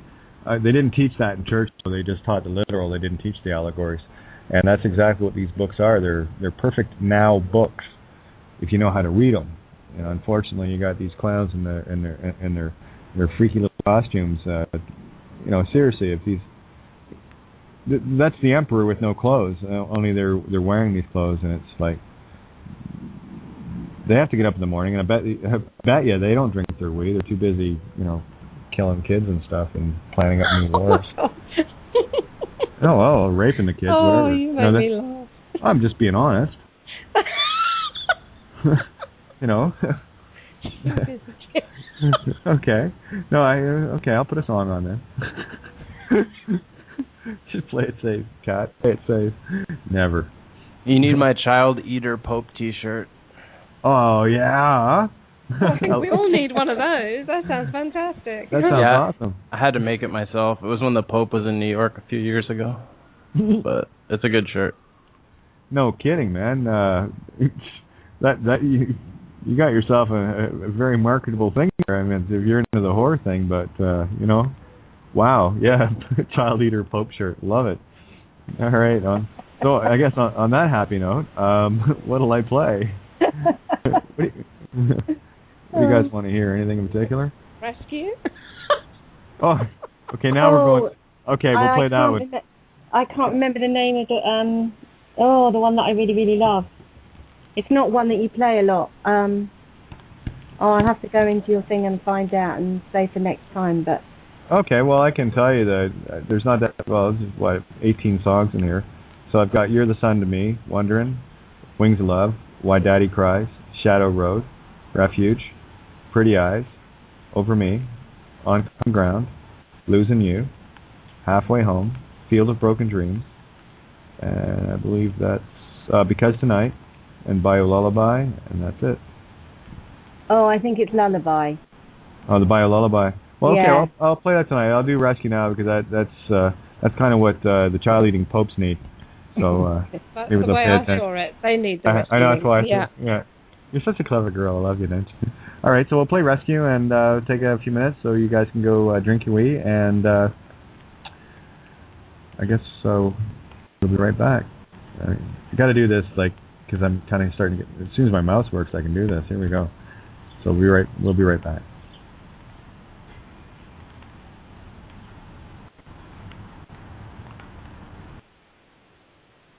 Wouldn't it? Unbelievable. Okay. You know what I mean about my computer? It's just not liking me right now. Kate, do you want me to press it? Blog Talk Radio is not responding. Can you hear me? Yeah, I can hear you. Too funny. Um, Can you hear me now? yeah. Yeah. Yeah, the computer's not responding here. Recover web page. Screw off. I'll just play the damn thing. Come on. That's Blog Talk main page. Uh-huh. I can play it. Do you want me to just do that? Oh. All right. Okay. Rescue.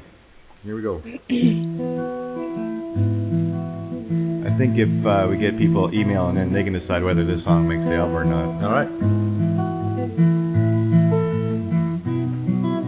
You're listening to Critical Mass Radio. Now, it's our turn. All right. Okay. Rescue. Here we go.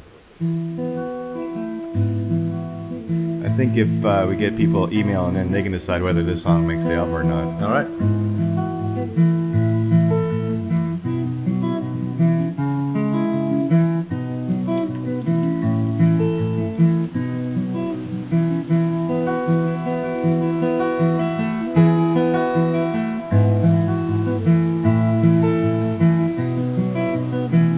Take my hand, rest your weary heart a moment. One last stand for what you've always dreamed of. Here I am, an island in your stormy waters, and rescue. It's just a word away, it's just a word away. I've watched you try, I've seen you spread your wings to fly, without a place to land, not so much as one horizon, but you push on through every wall that still surrounds you. Set down your stubborn pride, it's a friendship I can't hide, so take my hand. Rest your weary heart a moment. One last stand for what you've always dreamed of. Here I am, an An island in your stormy waters, and rescue is just a word away. It's just a word away. You think that I don't hear you when you say you'll find that's true. It's what you cannot say. It's your eyes that give away. I know when my friend's hurting, that's why I'll share the burden. I've been where you are right now. I'm still there, still learning how. So take my hand. Rest your weary heart a moment. One last stand for what you've always dreamed of. Here I am, an island in your stormy waters, and rescue is just a word away. It's just a word away. Take my hand. Rest your weary heart a moment. One last stand for what you've always dreamed of. Here I am, an island in your stormy waters, and rescue is just a word away. I said rescue is just a word away. Hey, it's just a word away.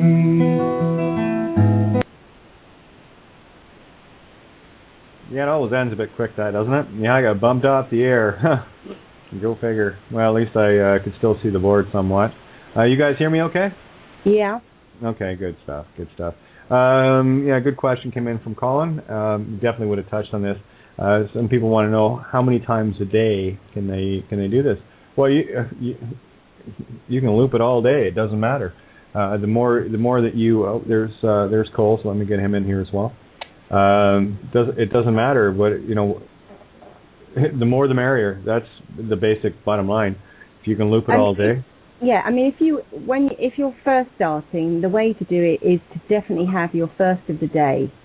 If you can't handle just drinking it straight, then water it down. Have a third of a cup with your first wee of the morning, and add fruit juice or a juice that you like if you can't face it, yeah? And then gradually make that juice less and less and less until your pee becomes more. And maybe just start with the first two of the day, yeah? And build up like that to your looping. If you want to loop, you don't have to loop. That's entirely up to you. But I think once you start, you can't stop. I've been looping all day today, and I feel amazing. Yay, Cole, honey pie. I feel I'm just out of this world amazing.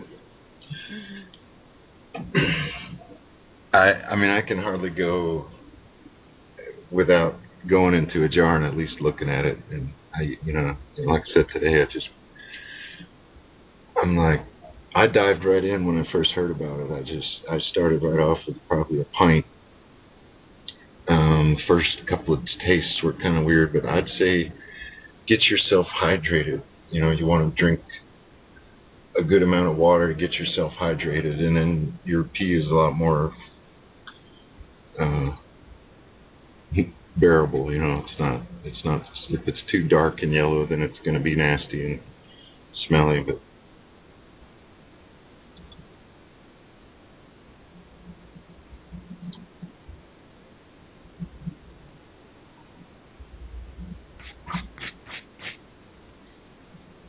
yeah, it looks like Kate's got bumped again, but carry on talking, Cole. This is Ninja, by the way. Can you hear me okay? Yeah, I can hear you. Okay.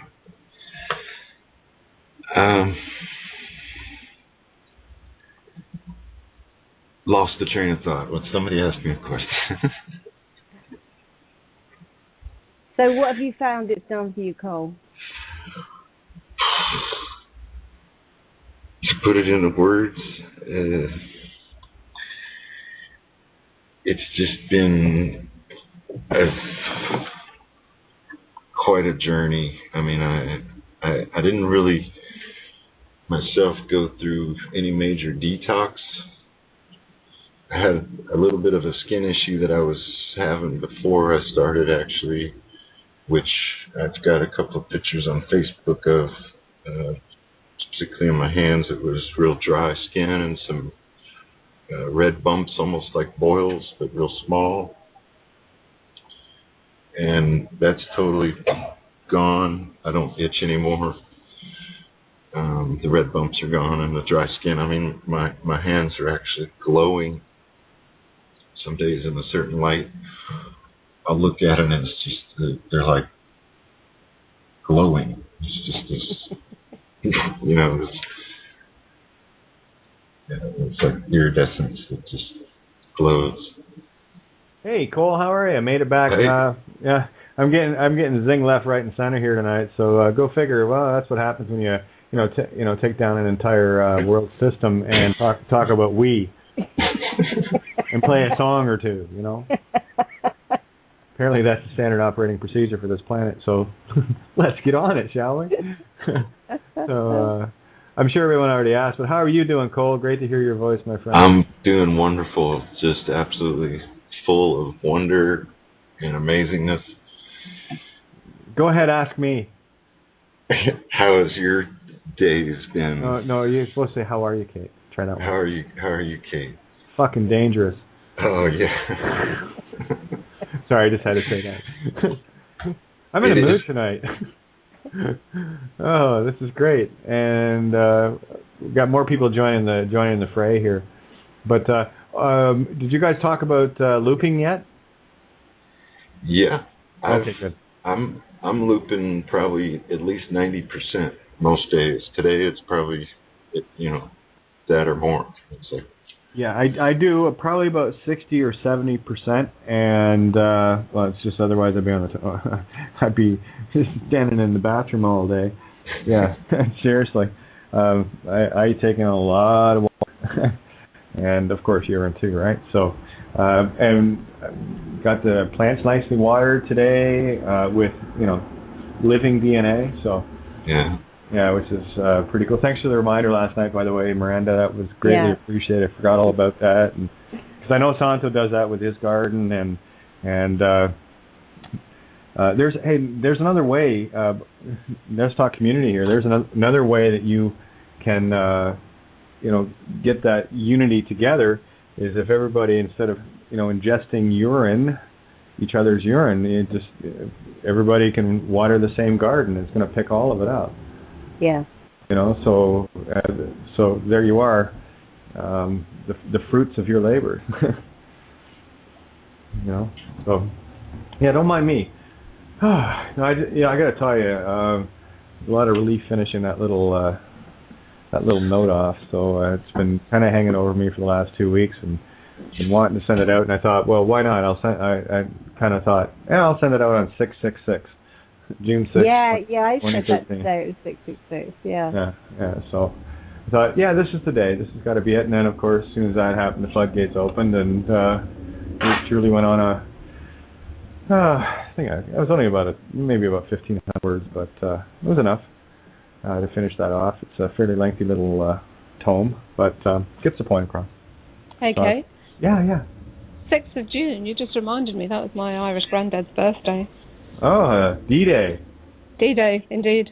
Well, see, that's why that was my thought of liberating, right? Fortress Europe? Yeah, okay. Well, how about Fortress Earth? Let's take it to a little bit more grandiose level.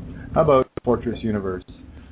I'm in for that. So, and again, it's about the intent. And there's the other thing, too. You can empower yourself as well with your own urine. Put your intent into it. Absolutely. Loop yourself.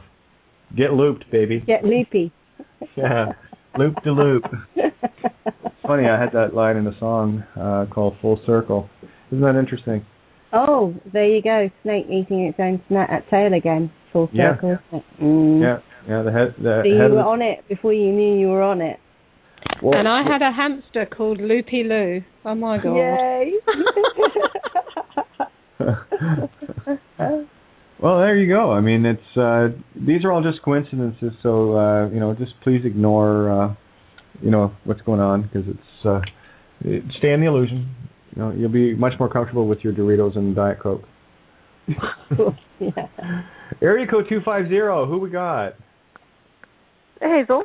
That's what I thought. I was going to say, Hazel, how come you're not talking yet? Oh, and I do want to do a shout out for everybody. If everybody could keep all the chat in the chat room, because bouncing around on Skype drives me nuts, and I will answer. Okay, I will look at it, and it's like So if you keep all the questions in the one, that's why I kind of put that room together so that I wasn't going through 20, 30 different people during a show. Be great. Thanks. I love you. So how's Hazel? Good. I missed the first hour. Did you? Did you guys touch on the Herxheimer response? No, not yet. Not yet. I was busy dismantling the entire world system, so it took up a bit of time. You should have that down pat by now. Oh, it's done. Okay, good. Oh, it's done. The intent's out there. Oh, and I see Jeremiah's in here. I wonder if he's going to jump in tonight. Oh, yeah, there we go. Sorry, Jeremiah. It was just below the horizon here. Well, you're leaving, right? No.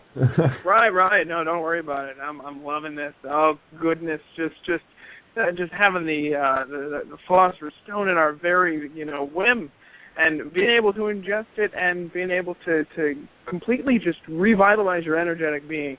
That's just so exciting. And now we're all doing this, and we're all going to be showing these wonderful, miraculous signs of healing. And then everyone's going to see it like, holy shit, look at this guy.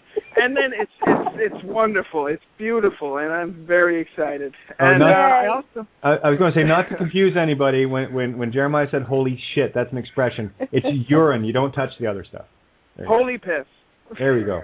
Really, that's really what it is, holy piss. You got it. But I picked up eyedropper today at the old pharmacy there, the old pharmacy, right? But they had a little device that I can actually input this golden liquid through my eyes and heal them for official. And then from there on out, that's going to be the catalyst to move me forward from there on out. And it's going to be beautiful. Yeah, as within, so without, and that's the thing when you start ingesting and using on surface as well. You're tackling everything. See, this is one of the reasons why I get so frustrated when people go outside of themselves for the answers. Well, I need this oil, I need that, I need this. No, you don't. You are the universe, and every day we're moving closer and closer, where people are starting to get this, that you have everything within you, the complete and utter universe within self, to take care of business. And and I'm talking feeding yourself too. Everything. This is the age of Aquarius. And of course the book of Aquarius is what? All about the Philosopher's Stone. So get with the age of Aquarius, get with your own DNA.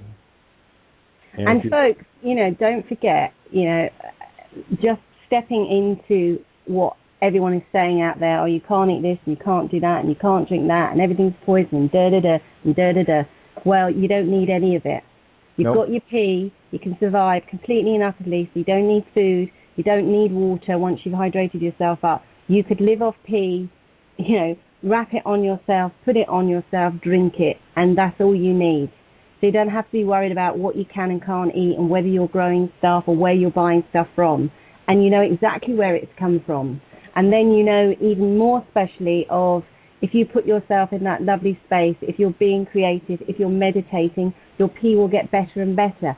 And we've also got to remember that each time you loop it, each time you drink it, it comes out clearer, cleaner, more distilled, more distilled, more distilled. Yeah. It gets better and better. We have another caller here, first-time caller. I haven't seen this one. So, Bard for sure. Your mic is open. Let me see. Yep, yeah. Bard for sure. How are you? Hello. Hello.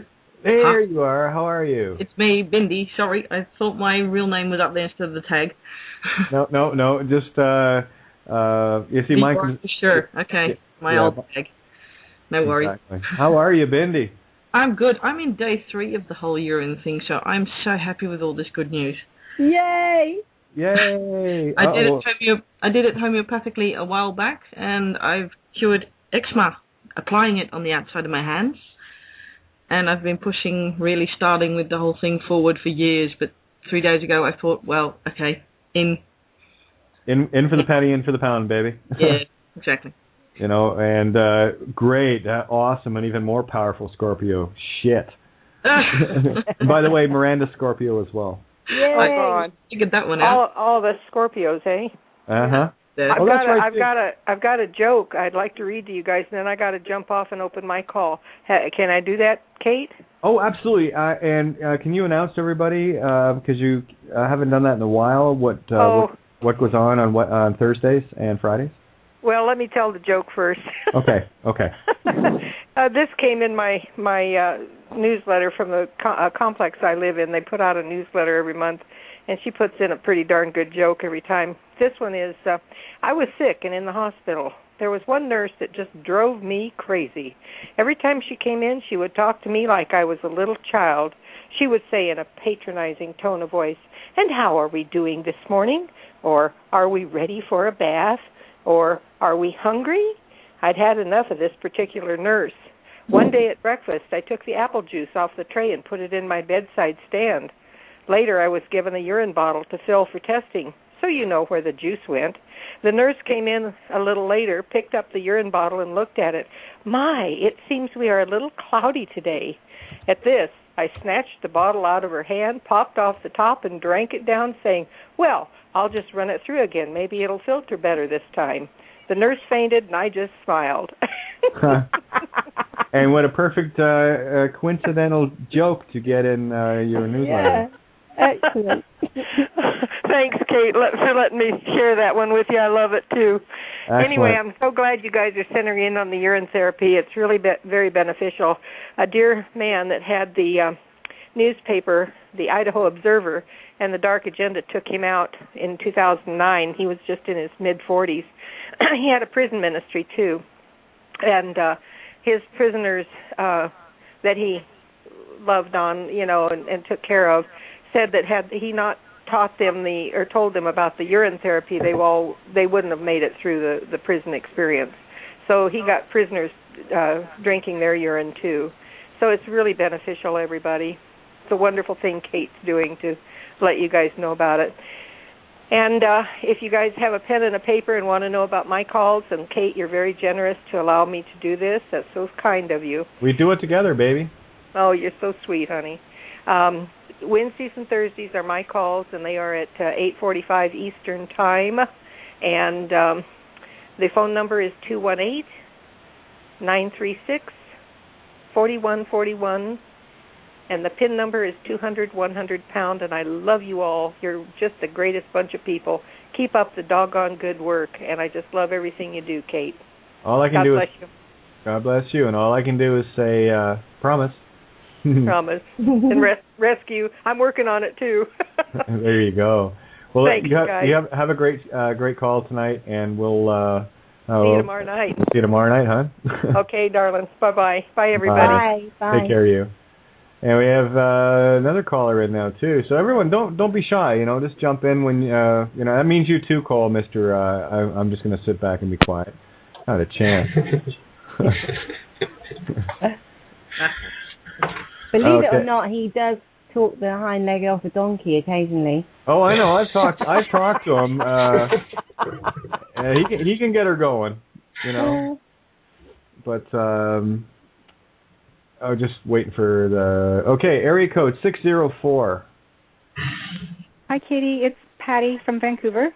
Patty, how are you? Oh, my God. Hey, Patty. Oh, my God. I got to tell you, I've been smoking pot and getting downloads like crazy. I have pot. You too, huh? I have a medicinal license for it, and I always get MK Ultra. Like, why would that be? What are the odds? Glad I'm not the only one. What are the chances? But it works like hell. So I've got to run this by you guys. This is so powerful. The download showed me how we got to where we are through the Skull and Bones when they say, remember, cross your I's or dot your I's and cross your T's. And I've been I guess months ago when I heard this, I've been trying to figure out what it means. Well, I think today I just got the answer. So I really want to share it with you guys because it brings us back to the dots and the crossing the T's and the X's. You ready? Oh, yeah. I just, look, before you get started, one of the things that I've been saying for many years, and it's funny you bring this up, was, it's a matter of, dot your I's and cross your T's, and I always said, well, don't forget to cross your I's and dot your T's. So you just hit on a major resonance, so let rip. It's not really a faux pas, right? Oh, no, it's not at all. Again, see that there's one of my breadcrumbs, so show me the road. You know what, Katie, I found this out a couple of days ago and I was just kind of sitting waiting for the right time, and as soon as you announced this tonight, I just was feeling like I really needed to close the door on this whole thing with what I'm going to tell you, because this really will start the wheels rotating the other way. You've done it through what you've done. Now I'm bringing the next piece to the table, and it's brilliant, really. So what I did is I just started listening to your, because I'm in this download I don't want to get out, so I'm in it for like hours and hours, right? So I missed your shows until I'm released from it. And so what I've had to do is go back a couple of days. Well, what good planning is that? Because I went back to the day where, I think it was 3 days ago, and I was just getting all of the allegories and all of the flip side of everything that you were saying. And what it did is it brought it into the present tense.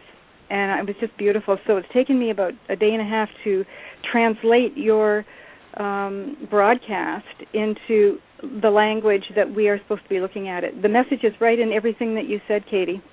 Mm-hmm. And so I'm not going to start right at the beginning. It's way too long. I'm going to cut to the chase. And it was when you allowed you were talking about who was in the Skype room, and one of the names was Pope Shifter.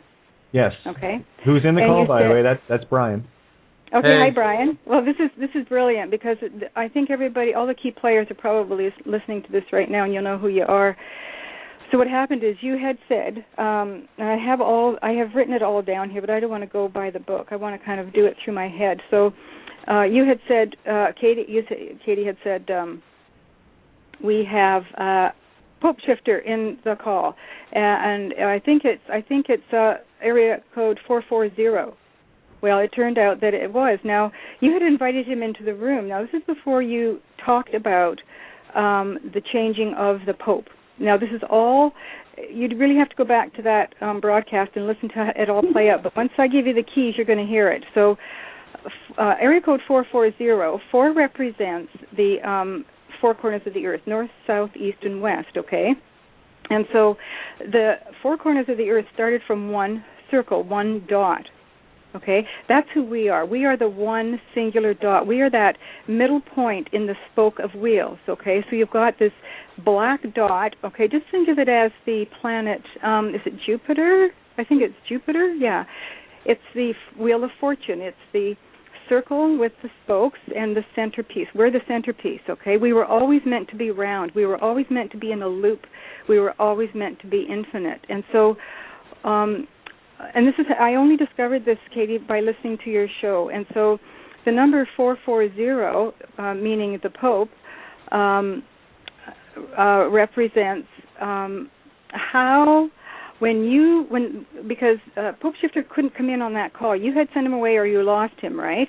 Then you played a song, which I've got written down here. I can't remember it. But then you invited Pope back in. Now, in the time frame between when he couldn't come on the air, you think you lost him. And when he came back, that represents the changing over. That lack of time is the 3 days. It's the 3 dots.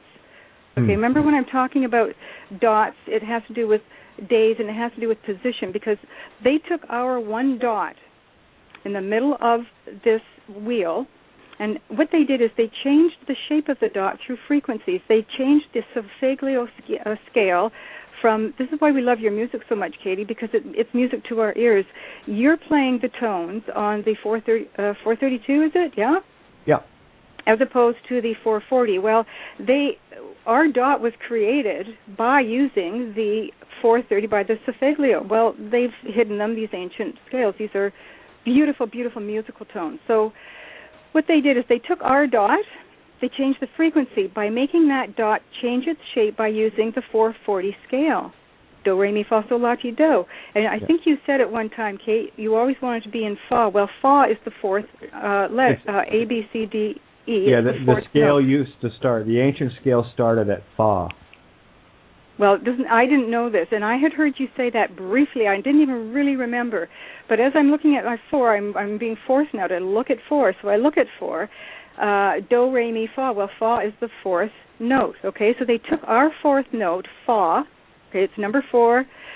They changed it into a square, and they broke that one dot, okay, into 4 different pieces. So now you've got north, east, south, west. Now that circle, which is our number 7, which means, going again, and it's always linking up, right? Which is the P, right. And it's all coming together. So what they did is they took that square, but you see, like you said, Katie, the evil will always destroy itself, because what they did by creating the box, they took our identity, our essence, our everything, and changed it into something that we're not. And we, by signing on the dotted line, because now they've created their own shape of a dot into a box, okay, so when we sign on the dotted line, our signature is our energy. The pen is the penis, okay? Yeah, it's the energy, the electric male energy that's coming onto the dots. We've now agreed with our own made-up fake name that we have agreed to these 1, 2. You need 3 of everything to create and manifest anything. The 3 dots, which they've stolen from us, was taken from our one single dot. And what they did is, because they started out by doing this with the square, the square box has now sunk their ship, because we know where we came from, their square box, and now we're in the square box signing our signature outside of the dotted line or any straight line. We are all now right in this box, and we're protected, and they've screwed themselves royally by even suggesting they could even get away with this by using the box, because it's captured their spirit now. And what we're doing now is going back to the original dot. And the original dot, in order for us to get back to it, is drinking our pee and the Sophaglio scales. And it's a lot more. I've got a lot more notes on it. Oh, yeah, I was going to say, I know when I'm talking to someone that's had a download. And a download is when you and you're trying to put all these crazy, like, massive concepts together, and the words just kind of don't work, But I know, I feel what you're saying. Yes. And I have to throw this in. You're going to love this. When I first met Andrew Norton Webber in London, I was talking about finding a sign that represented drinking your pee. And he wrote in my book 3 old symbols that meant drinking your pee. And one of them is a square with a dot in the middle. There you go. It's a symbol for urine drinking. Oh, that is so beautiful. Oh, now, yeah. Can I tell you, this is the other thing. I just finished writing this in a few minutes ago. Because, remember, Katie, today I sent you that little note in Skype, and I said, today is 666. Isn't that interesting? And I said, I think I'm getting it now. And you said, yep. Well, what happened is, because today is the day that this came to me, it could have come to other people. It's not me, but today it happens to be 666, okay? So what they do, this is how they got us, was by the 1, 2, 3 step, creating an electrical current, right? You just need to do the thought, which is the spark, and then it manifests into the physical, blah, blah, however it walks itself out. Well, now we're reversing it. So what we're doing is we're going back. Today is 666. If you took the Fibonacci, is it, where you add the first... Fibonacci. Fibonacci. Oh, thank you. So we're doing the Fibonacci reverse now, because today is the first day that we're going to start counting back. And you know where it ends up, that we come up as the winners? Independence Day, July 4th, 1, 2, 3, 4, which is how they fucked around with our dots. They caused Independence Day on the 4th by lighting the fireworks. Now, what you do is, when you are signing your name on the dotted line, think of your pen as the matchstick, okay? Your matchstick is now putting force onto the flint, okay? Just think of yourself as striking the match, and that's exactly what happens on July 4th, the celebration of Independence Day. That is us. Those sparks are us coming out, and what they've done is they have taken those sparks, us, okay, this is beautiful because it's all going back at them because they've used the sparks against us, okay, by changing the dots, but I'm telling you right now, today is the first day, okay, so it's July 6th. So that, now how do we create a 3? Well, we go 6, 7, 8, 9. We go to July 9th. So July 6th to July 9th is the first 3 dots. That's the first step. We're June changing 6th? our calendar. Patty, June yes? 6th, June 9th is what you're saying? Oh, June, yes, June. Okay, because you were saying July 6th to 9th, so we're going June 6th to June 9th for the 1, 2, 3. Oh, is it June? Sorry. Yes, yeah. And by the way, when you, just a little aside here, when you posted that this morning, I'd already had it in my mind that, you know, I've got to get this thing finished, and as soon as it all clicked, and it's like, oh, perfect, because the Bilderbergers start their meeting today, so how about I send out a full both side of the ship broadside into the universe to counteract that nonsense. Holy shit, that is crazy. Yep. Wow, this is such a powerful day, and so that's true. So it's June 6th to June 9th is the first 3, okay? So yep. That makes 1.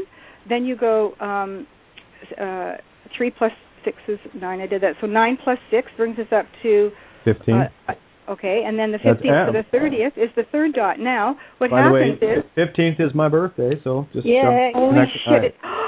Kate, that lands right on your birthday. It's powerful. Yep. Do you see now how this is all coming back? How many dots are you from the real spark? Tell me. Okay, there's one more spark. The one last spark is on the 30th. Now, what happens is we start a new month. This is the 3 days in the tomb, okay?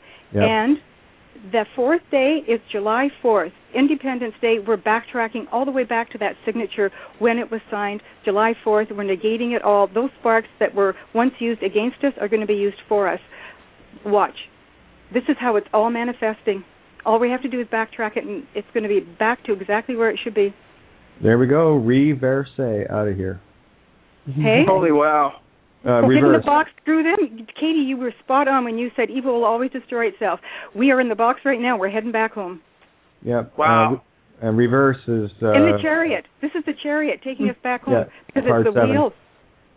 You see, what happened is when they took our round circle and they created, what they did is they created the spokes, the sticks, okay? Which is why you have the 2 sticks of Judah and the 2 sticks in one hand, right? They used those sticks against us. They manipulated our birth dates.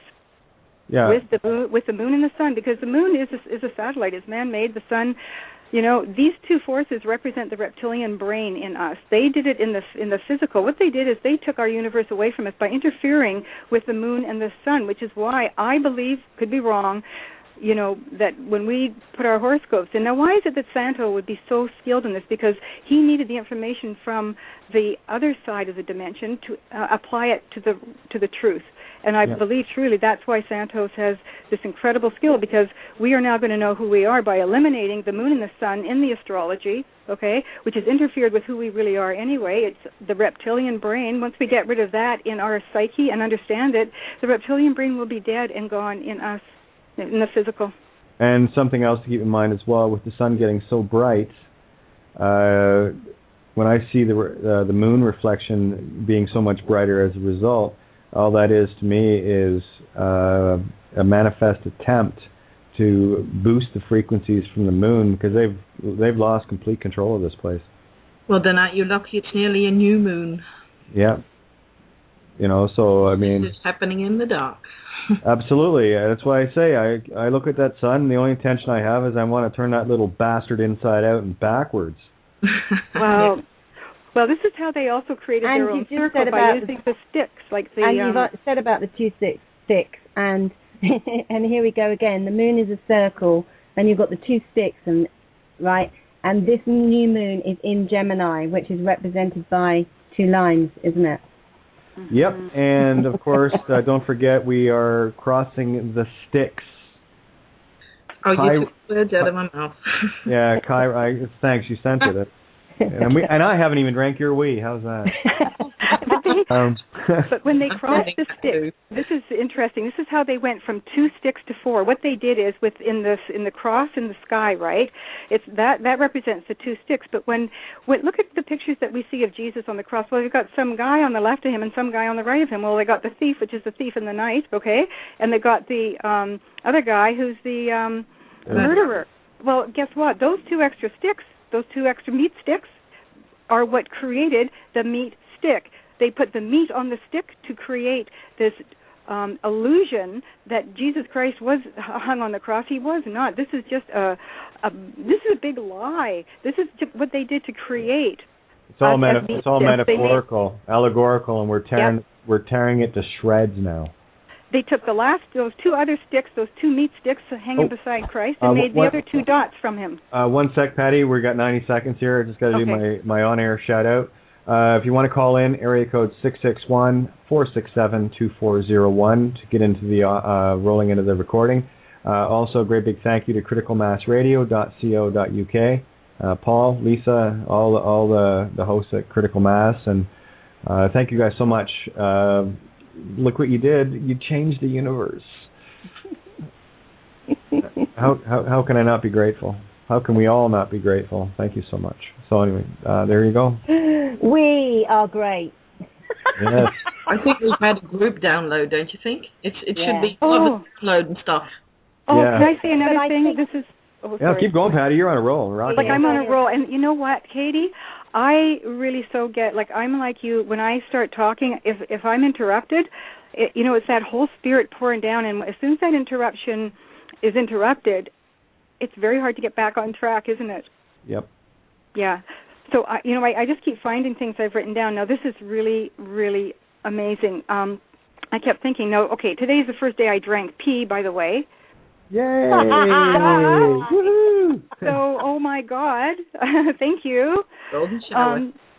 So what happened is with our teeth, now this is so fucking brilliant, I can't believe it. This is just all coming to me. So it's like our teeth, what they did is they took our teeth, when they made an imprint, a counterfeit, okay, of our teeth when they go to the dentist, right, and they make a counterfeit of it. What they did is they took our identity. They took our crowns. We have our crowns in our mouth, right? Crowns for royalty. They took using a counterfeit method, which they did with the dot, they used the spokes to create their own big wheel, which we live outside. Living outside is only when you live outside of the box will you ever know where the inside is. And we have done that, and that's why we know, because we have spent almost all of our time outside of the box, and it's brought us back. I think it's brilliant. But so what they did is they took our teeth and they made an imprint. Now they have we innocently gave our imprint away. Now they can just mess with it, which they do. So what they do is now they got to figure out, how can we mess up their teeth? Well, let's put fluoride in it, weaken them, because where the crowns are in our mouth, right? No, this is just me. I could be totally wrong. It's the pearly gates, hon. Oh, is it? Yeah, the teeth are your pearly gates. Oh. Spirit breath. Ro, ki ro. Get it? And that's why the tongue thing too, right? Nobody knows. That's why they needed the tongue pledge. Yes. And they put a pacifier in our baby's mouth to block the right? Yeah. Yeah. I never put a pacifier in my son's mouth. He never had one. Wow, good for you. Anyway, I'm sort of done. I think I had to get it out. It was just like... Yeah, I know. I can feel the energy. It's perfect. Let rip. Well, if everybody puts their tongue in the right position, the whole group gets strengthened anyway. Exactly. But I think what's happening now is everyone who is drinking their pee is getting on the same wave. Yeah, we're taking from the same source now. I see. So this is the real quickening happening now. This is really, it's almost like we don't even need to share it in a pot because we're sharing our pee. This is friggin' beyond, man. Wow. Guys, and thank you for your download. That has completely blown me away because I get those when I go in the wood and I forget to take my recording and I forget to take paper. And by the time I've got in the car and come home, I've lost so much of it. I'm going to get a recorder. So cool. Oh, I get one now too because this is crazy. Okay, and something else for you guys as well. we get bumped off during the recording. The show goes down. I like to mention this every so often, and I've already been snapped at 3 times tonight, so that should be 3 times the charm. They're done with it. But there are a couple of people that have mentioned they want in, so I'm going to bring them in with me, and it's always at a great risk that I do this because it overloads my Skype, but we got to get the job done, right? Yeah. So, Well, if it makes any difference, because the minute I put the Lemurian seed crystals on my laptop, your connection bettered. So I hope it works. yeah, actually, you know what? I've got I do have one Lemurian, and Put it on the laptop there. yeah, so I've got yep, balance it out. So I'm gonna bring in. Let me see. I'm so excited I could pee. Right, bringing in Cam C. I just want to see who else was in the room there that wanted to jump in. Okay, Cam C, are you there? I'm here. Thank you. Yeah, you're welcome. You're in the call. I just want to see actually if who else in the room wanted in. I got room for 3. That girl was excellent. Like I wished I wasn't completely understanding everything. I sure was very interested. And then she went away. Oh, I'm still here. Oh yeah. Oh, That's Patty? It was really interesting. Can I add a little bit more? Because this will bring everything really into perspective. Absolutely not. You said enough. You're pissing the whole universe off, okay? No, go ahead. You started it. Go ahead. I know, eh? As above, so below. I'm just finding all, because I've got so many. I got pages and pages and pages, and I just caught on to this one. Okay, this is the other thing when they say dot your I's and cross your T's. That's what they say. Make sure you do that. So what they've done is when they dotted our eye with the pupil, right, the black center of our eye, what they did is they put a projection screen in it so that everything was reversed, which is how they ended up reversing everything in this world.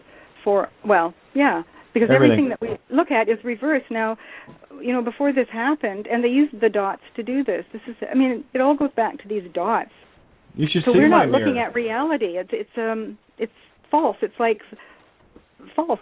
It's like an illusion. idolatry. You know? Mm-hmm. I'm a walking, talking clue.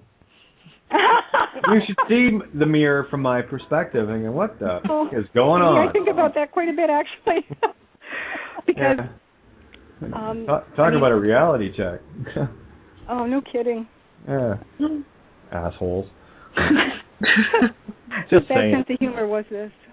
Oh man, right? But hey, Creator has a sense of prose. Right. Speaks in prose. Prose. Get it? Isn't that cool? Yeah. Creator's a poet and a hell of a joker too. Prost is cheers in Dutch. What's that? Prost is cheers in Dutch. Oh, there you go. I love it. What happens when we lose the reptilian brain? We turn into mammals. What? We turn into mammals. No, it was a joke, sorry. No, I got to go. The next bust through. Then you won't be your line 6 won't be interfered with a shitty cylinder. You'd be running on 8 cylinders. Okay. Because what happens with the reptilian is that's the transceiver, that's the interrupter that picks up all this garbage from the transmissions from the moon, and it's basically the control mechanism. It's the same way that they controlled the slaves with the pyramids. Those were just giant transmitters, giant smart meters, if you will. So we're not affected by HERP? Sorry, what's that? We won't be affected by HERP? Oh, God, no. You shouldn't be affected by it anyway. No. I was just going to say, do you think doesn't affect me? Cancel the idea and you're not affected. Yeah, as soon as you go, no, not on my watch, you're good. Yep. Okay. Mind over matter. That's it. That's it, exactly. And if ye you bathe are gods. And if you bathe in your pee, you're so protected anyway from absolutely everything. Everything. And the cannabinoids, exactly why they wanted to ban them is because that's exactly what shields the neurons. It completes the synapse in your brain. Of course, you should be ingesting it. For me, smoking a little bit of it is enough to, one, calm the left side mercury down, and I get into a beautiful zone. But it's different smoking it than taking the oil, right? Oh, hugely different. Yes, hugely different. Both just as beneficial, though. Mm-hmm. Yes. Absolutely. Ingesting it is far more beneficial. You get 100% of it, whereas smoking, you have a 5 to 10% value out of it. But there's a different mindset with it, and like when you're ingesting it, it's going through the entire body. Of course, it's completing more synapse in your brain without getting like wasted. It's not that I get wasted. I don't know. It's just, for me, it's just calm zone. And it's download central. Vaporizing is good too. Oh, that's the best. I've got 2 of them. I needed them because I was really needing it quite a bit. So I've got them sitting right here. Haven't been going nonstop for 4 days. What's vaporizing? I'm going partying with Patty out west. I'll see you guys next week. It all happens in the west. We have a rack-mounted one at the studio. Nice. Rack-mounted. It looks like a compressor, but it's a vaporizer. I love it. Is a vaporizer a bong? No, it's much done through vapors, because I was using a bong, and I don't smoke. First of all, I'm not crazy about smoking pot. Secondly, but I do it, and now I know why. But the vaporizer, it gives you a whole lot more of the product, the CDC and the THC. Yeah. Heats it up. Right. It's excellent the way to, because smoking it's not. I don't think it's that good for your lungs, but the vaporizer, man, it gets the job done like right now. Snap, crackle, pop. Rice Krispies. Lung problem. Same thing. I was going to mention too that it's so crazy. We're talking about the 12 tribes of Israel all returning, right? Well, the way that they scattered them was through the dots. They turned our circle into 4 different dots, making a square, right? One in the north, one in the south, one in the east, one in the west. And what they did is they allocated the certain tribes to each corner of the square or of the earth. They turned the earth from a circle into a square. And so now that we know this, we as the 12 lost tribes of Israel are all returning because this information has just broken their curse and spell on the 12 tribes of Israel. So they will be, whenever, right? But this announcement has broken that curse. And even like so the world was flat. It was a cube. Okay, I missed that. I did too. I totally missed that, but Miranda didn't. So I said the world really was flat because it was a cube. We really are backtracking back to the flat. Oh man. I'm gonna go hang out with Miranda. I wanted to jump in real quick, guys. This is awesome. This is fantastic. This day, 666, right? Today I was just playing around with numbers. It was like 432. There's a significance to that. And I know, Kate, you'll have something to chime in. I know everyone will. But if you take 432 and mirror it and then add it, it is 666. And I was like, wow, why is that significant? And now I know, today, 432, it's just amazing. So I just want to know what you guys thought about that. Well, it was just a coincidence that I had to finish my last symphony today. Summons of the Dead. Wow. And 4:32 p.m. today also adds up to 6, right? 4:32 p.m. Mm-hmm. That number and time has to be significant as well because when you add up, I think it's so you add up the June the 6th and the 6th, right? And you get 18, and then you add another 6 for the time. That equals 24. 24 times 2 for the 2 witnesses coming together to be 1 is 46, isn't it? What's 48? 48.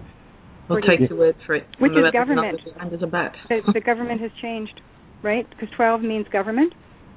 Yeah, and the answer to the universe is, by the way, 42. That is 6 times 7, right? So the God number. Mm-hmm. And 6 is also yin turned backwards. That yin is the dark. And that's what I've been talking about. We need to get back to our darkest place to shine our brightest. That's why I look at the sun and go, you're next. inside out with you. We got much better universes to build than this. What do you mean inside out? What's that? What do you mean inside out? Black hole, baby. Yeah. Oh, okay. Turn it inside out. Like a torus field or whatever. Yeah. Yeah, double Korean field. Yeah. Yeah. I think the number for government's 13 too. I'm sorry.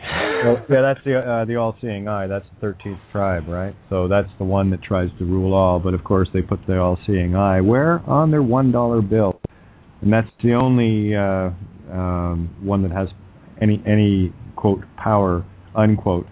Like a $5 bill is a fifth of that. A $10 bill is a tenth of that. Although the illusion is that it's more. It's actually less. So the more money you have, the less you have. Yeah. Isn't that kind of neat? That's why those who are last shall go first, and those who are first shall go last. So all of us who got cleaned out of our being possessed by our possessions have been blessed beyond comprehension. Oh my God! It all come back. Guess which that makes sense. To the number 420.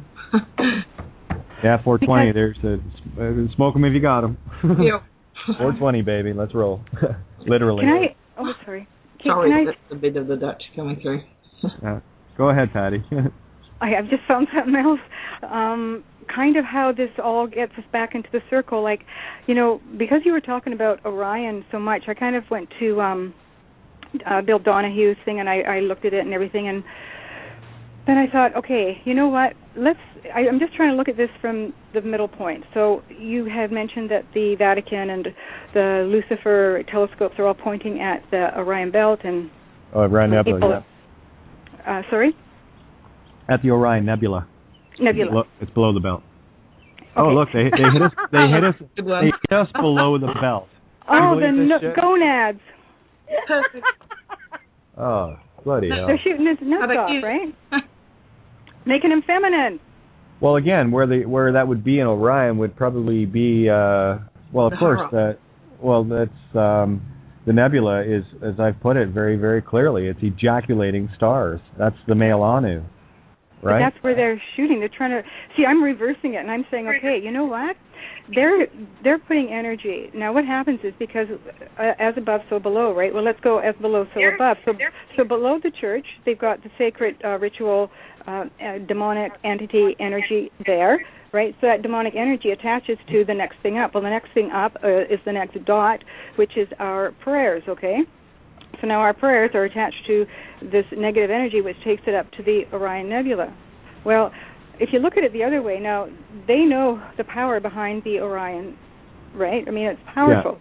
Yeah. And so what they're doing is they're shooting it. They're killing it because they know the power that if this thing ever manifests, that it's hell on the earth for them. Because what they're doing is while they're shooting and killing this powerful area, it is killing the physical of the constellation because the constellation above is dictating what is below. Now, we don't want maybe a particular constellation happening if it's meant for evil. So by them shooting at it, they're killing it. By killing it, it's shooting out the stars. The stars are us who have been released from the flesh, from all of our worldly desires, and the sparks coming out are in fact us. We are the ones that are coming from heaven to earth to bring peace.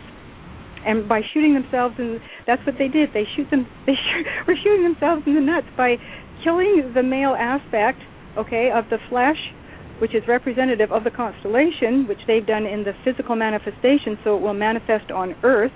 By them destroying that, they've again shot themselves in their foot, because what they've done is by killing him through war and anger and blood and violence, through their telescope or whatever, through their prayers, they've destroyed the one thing that's going to kill them. So they're actually trying to physically kill something that's in 8th dimension. Wow. That's because everything has to go around. So those stars that are being shot out are not the enemy. They're us. They are us shining lights coming. We are the angels. That's a spirit. The Holy Spirit is now falling on the earth. We represent that Holy Spirit. Those are our light coming down. So when you talk about the power, yeah, of course they wanted it dead because they knew how powerful it was. Well, guess what? The power has just turned ranks. It's now time for us to rain, R-A-I-N. That's why it was raining behind you today, Katie, when you were doing the beginning of your show. You were saying, was it today or yesterday? I'm running them all together, but there was one day where you mentioned, wow, it's really raining here, and I wrote, yeah, it's R-E-I, because we're raining now. The real royalty is raining. That's why it was loud, and the bird flew into your window the other night, not because it was trying to stalk you. Remember when the bird hit your window? Yeah. That was because you said a key thing, and I've got it written down. At that point where that bird flew into your window, that was the universe telling you that it flew in head first. The crown, the chakra. What it did is by that bird hitting your window was telling us one of the chakras is just open because of what you've talked about. And that's why the bird flew in the window. And that's why when you kept saying, well, who's typing there? I can keep hearing typing. Well, you had mentioned about this is when you had brought up the area code 440. Well, what happened is because we don't, I guess because we don't see you, I don't know why this manifested this way, but you were talking, and in the background, the typewriter was going. And what that did was it gave the typing, the Morse code, because they're dots. Morse code, if you broke down Morse code and do an anagram on it, it means something about dots. I've got it written down here.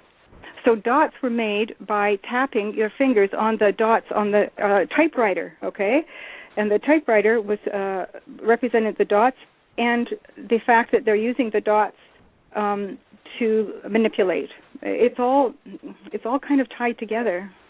Well, that's the thing. Is everything is fractal and connected, and all I've been trying to do for years is connect these dots, and see the correlations of everything in everything in everything in everything, and there are no coincidences, and I hope that wasn't me getting bumped. I can hear you. Okay. Oh, we got area code 937 coming in too, so let me see if there's anybody else. Good, guys. Thank you. This is what I love, when you guys all just get to the table and go, pass the potatoes. It's beautiful. I want some of Patty's wee. That's all I can say. It was nasty. You know what? I've tried this a few times. I knew I was supposed to do this, and today I just went and I got this really powerful blackberry juice. I let it sit at room temperature, and I just mixed it half and half and did her in. You good girl. Is that Bindi? What? Is that Bindi? Who makes no, the it's Miranda. Yeah. No. And I keep losing somebody, so one sec. Okay. I've been doing it for about 5 days, and I'm still in Herx. Mm. Who was the person who said they just today did the urine therapy? Who was that? Well, there was Patty, and there was Colin. He tagged me. How was it? Oh, it's amazing. Okay. Yeah, and again, as you loop it, it gets better and better and better. And not that honestly, I was pleasantly surprised first time I did it. There's no color or taste when you loop. Yeah, it's you're just looping life. Yeah. And again, anything in life worth having is worth working for, huh? Just saying. So. Yeah. But, hey, Kate, go Kate, ahead. I called in last night. I wanted to ask you a quick question, if it's okay. I know you're going to say I already did, so. I love it. It's Vincent. You probably know that, but. Yeah. Hi, Vince. How are you? Hey, Kate. I read something yesterday, an article that said that fluoride calcifies the pineal gland. What are your thoughts on that? What are your thoughts on that? And I was going to ask you what you thought of fasting. Oh, absolutely. Fasting, what I like to do is 1 day on, 1 day off. And sodium bicarbonate does a beautiful purge. And it keeps... Oh, yeah. I wanted to ask you about that because you had said something about baking soda in water. How much should I do? Is it 1 tablespoon or teaspoon? I generally, every 2 or 3 days, because I was doing it regularly, okay. I'm alkaline, but every 2 or 3 days, now if you just start on it, do a teaspoon, maybe a teaspoon and a half in, filtered or distilled water, and just knock it back, and don't be too far away from the toilet. Within the hour or so, If you're just starting out, you're going to clean out real quick. And typically, I'll tell you, the first time I did a heavy program, I was doing like a tablespoon or more a day. I did it for 2 weeks to clean everything out. And oh my God, first week I lost 5 pounds. Okay, so you're saying for me, just starting out, I should do half a teaspoon every other day. No, do a teaspoon every day. Just don't be too far away from the toilet. Listen to your body. Your body will tell you.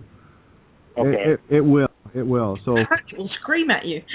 Yeah, it does. It does. Your body will tell you if you're listening. It will tell you what it needs. So a typical day in the life of Kate. Urine in the morning, and like I said, I loop between 60 and 70% all day. Like I said, otherwise I'd be in the bathroom all day. And every 2 to 3 days, I'll do a tablespoon of baking soda. And again, I eat right, well, as best I can. And I don't have the availability of the things that I love to be getting, but I eat the right things that I can. I'm full on. Well, I am like vegan, except I like the occasional little bit of cheese, and that's it. But other than that, I am. I do not ingest consciousness. Okay, and you fast like you'll eat on Monday, but then you won't eat on Tuesday and Thursday.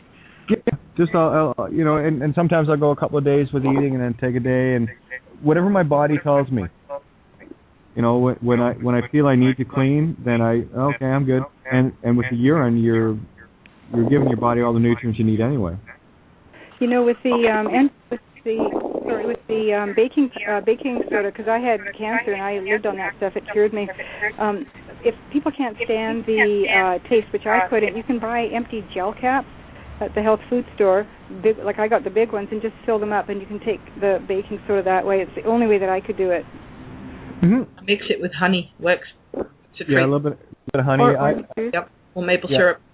Yeah, maple syrup's really good, and that's the right kind of sugar you should be eating, by the way. Yeah, that's great. The sugar that your body craves versus I'm sure all natural, right? Well, yeah. Again, it's a natural free sap, right? So I drink maple syrup all the time. Good for you. I shouldn't get Aunt Jemima's or Mrs. Butterworth's, right? Yeah, right. Uh-huh. And another really good way of purging is to do a urine enema. Fan-bloody-tastic. And if you use older pee, you will really get a shift on. Okay, enough. Let's that on right then, eh? Okay, well, to get back to Vincent's question on the fluoride, yeah, the fluoride in the water puts calcification into your pineal, which is water. Okay, that's your waters of truth. That's the rock that Moses hits the staff against to pour forth the waters of truth. That's what the allegory is saying there. So when you start ingesting your urine, it nullifies it completely. Do you drink anything? Oh yeah, I guess you would. Do you drink water in addition to urine therapy thing, or no? Well, yeah, absolutely. I'm a teetotaler. Like I say, I'll generally use maybe 3 tea bags in a day, and I'll fill my cup up, 3 or 4 times. By the 4th time, it's basically hot water anyway. But again, okay. I'm a mind over matter type, so what I say works for me because I know me, and I know what I'm capable of, and that's the difference. And what I'm trying to do more than anything else with everyone is to remove all those doubts, to remove all those, second guessing yourself, and putting, like when we bring like Miranda and so many other people with the true sources, the sources are within us, and the information out. Once you start, just make the choice. Do you want to have, like, dude, seriously, it is intoxicating. It is. I'm telling you, the stuff that I've been through, I look back at it now with absolute peace, and I know exactly why, and I know exactly what my purpose is, and all of that will not matter. It does not matter. It's past. Right? I'm in the now, and the only thing that matters to me is that which I make matter as a co-creator. That's why I tell everyone that I am your co-creation. How do you like yourself? Yeah, I gotcha. See the mirror? Mm-hmm. That's what it boils down to at the end of the day, my friend. And start tuning in with your body. I mean, every morning when you get up first thing in the morning, look at your wee. Before you take it, say, right, what is it that I need for today? And give it to me in what I'm taking. Yeah, manifest absolutely everything that you need.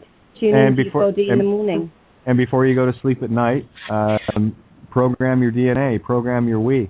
What is your put your intent into your body, and again, when you're sleeping, your body is in. You are finally in the dark zone. You need to be, and the melatonin gets secreted by the pineal at night, and there's where you're really going to empower that intent, because that which you intend is that what you are creating, and you're putting the intent into the urine before you go to sleep. So, and all of that water of life that is in you is already there. It's just going to be collected. So put the intent there for it when it is collected, and as Miranda said, in the morning, put your intent back into it, reinforce it, and be ready for a less than rude awakening. Yeah. Seriously. Well, during the night while you're asleep, or actually while you're really awake, you reinforce it then too, because you don't forget you've put the intent there. So yeah, I woke up back a millionfold. Yeah, it's kind of weird. I think I fell asleep about 1 a.m. and I was up again at about 20 after 4 this morning, and I think I managed to get another hour. But I'm on fire right now. I still haven't even been to bed, Kate, since we last spoke. Well, you're never going to sleep now. No, I'm wide awake now. Wired awake. The scripture that I was given for this whole thing was, and I kind of researched it out, it was Isaiah 9, verse 10. The bricks have fallen down, but we will rebuild with dressed stone. Now, I looked up, now, you see, the bricks are the lines that they created by altering our dots, by making our circles into squares, right? So the bricks represent the magic that they used to create these bricks, which have kept us enslaved. Now, what's happened is, because we know that this is why they've fallen. Well, when it says we're going to rebuild with dressed stone, I looked up dressed stone, and what it says is that it says it's a geological or something, I can't pronounce the word, stress that dresses a particular stone. And they are structures that are harmful and are unfit for human habitation, which means that this, you see, the bricks that they were using were places that were not inhabitable for us. These were places that we never should have been living in. And so when we rebuild, we are rebuilding with our stone, the philosopher's stone, the smooth stone, the hewn stone, the stone that is created from a circle, all-encompassing full circle with smooth edges, no pointy, sharp edges that keep us enslaved. And this is why they've been building square boxes and putting us in square boxes all the time, and why we're breaking free and wanting living in the round. Which explains why the dream I had the other night, it's been hanging in the back of my mind. It was a bricked up fireplace, and when you were talking about the dressing of the stone, again, there it is, the temple, right, that is not built by hands. You'll hear Bill references it quite a few times. The temple that is not built by hands is the temple within, i.e. in heaven, your head. And of course, what are the stones we're going to use to build that? Philosopher's stone. Mm-hmm. Yeah, and our pineal. Now, you see, because now this is another way that I looked at it. Could be wrong, but when it said a dressed stone, what happened is, now in order for, you see, this all to go back into a circle, we have to accept the good with the bad. We have to see both sides of the coin, like Katie's always been talking about. And the only way that we can do that, for me, like the way that really brought it to life for me, was reversing the attack on Orion. by me being able to look at that as, them maybe doing negative to us, but what it's doing is turning it back in favor of us. Now, this is exactly what's happened with the bricks. So what's happened is they created, through magic, their own brick. Now, they used it through their sacred geometry and their lines. Now, by us using our own draft stones, now my interpretation of this is that we are going to use their geometry. We're going to use it back at them because, let's face it, it's powerful. We're going to put our imprint on it, our ID, our geometry, which is the circle, and take the power and take it back to us, which is why when we accept our fears as our own, we accept sin as our own, we accept everything external because it is all about us, because it always comes back to us. That is the only way that the inheritance will be returned to the Israelites. When we can accept from everybody and forgive, if that's how you have to do it outside, forgive whoever or whatever, and look at it as nothing being war, that everything is peace, because in the end result, light always wins. Dark will never win, and this is a proving life example of that. So our dressing stone is going to be dressing representing our geometry on top of theirs, which now, when we accept them back, because we don't reject, we always accept everything.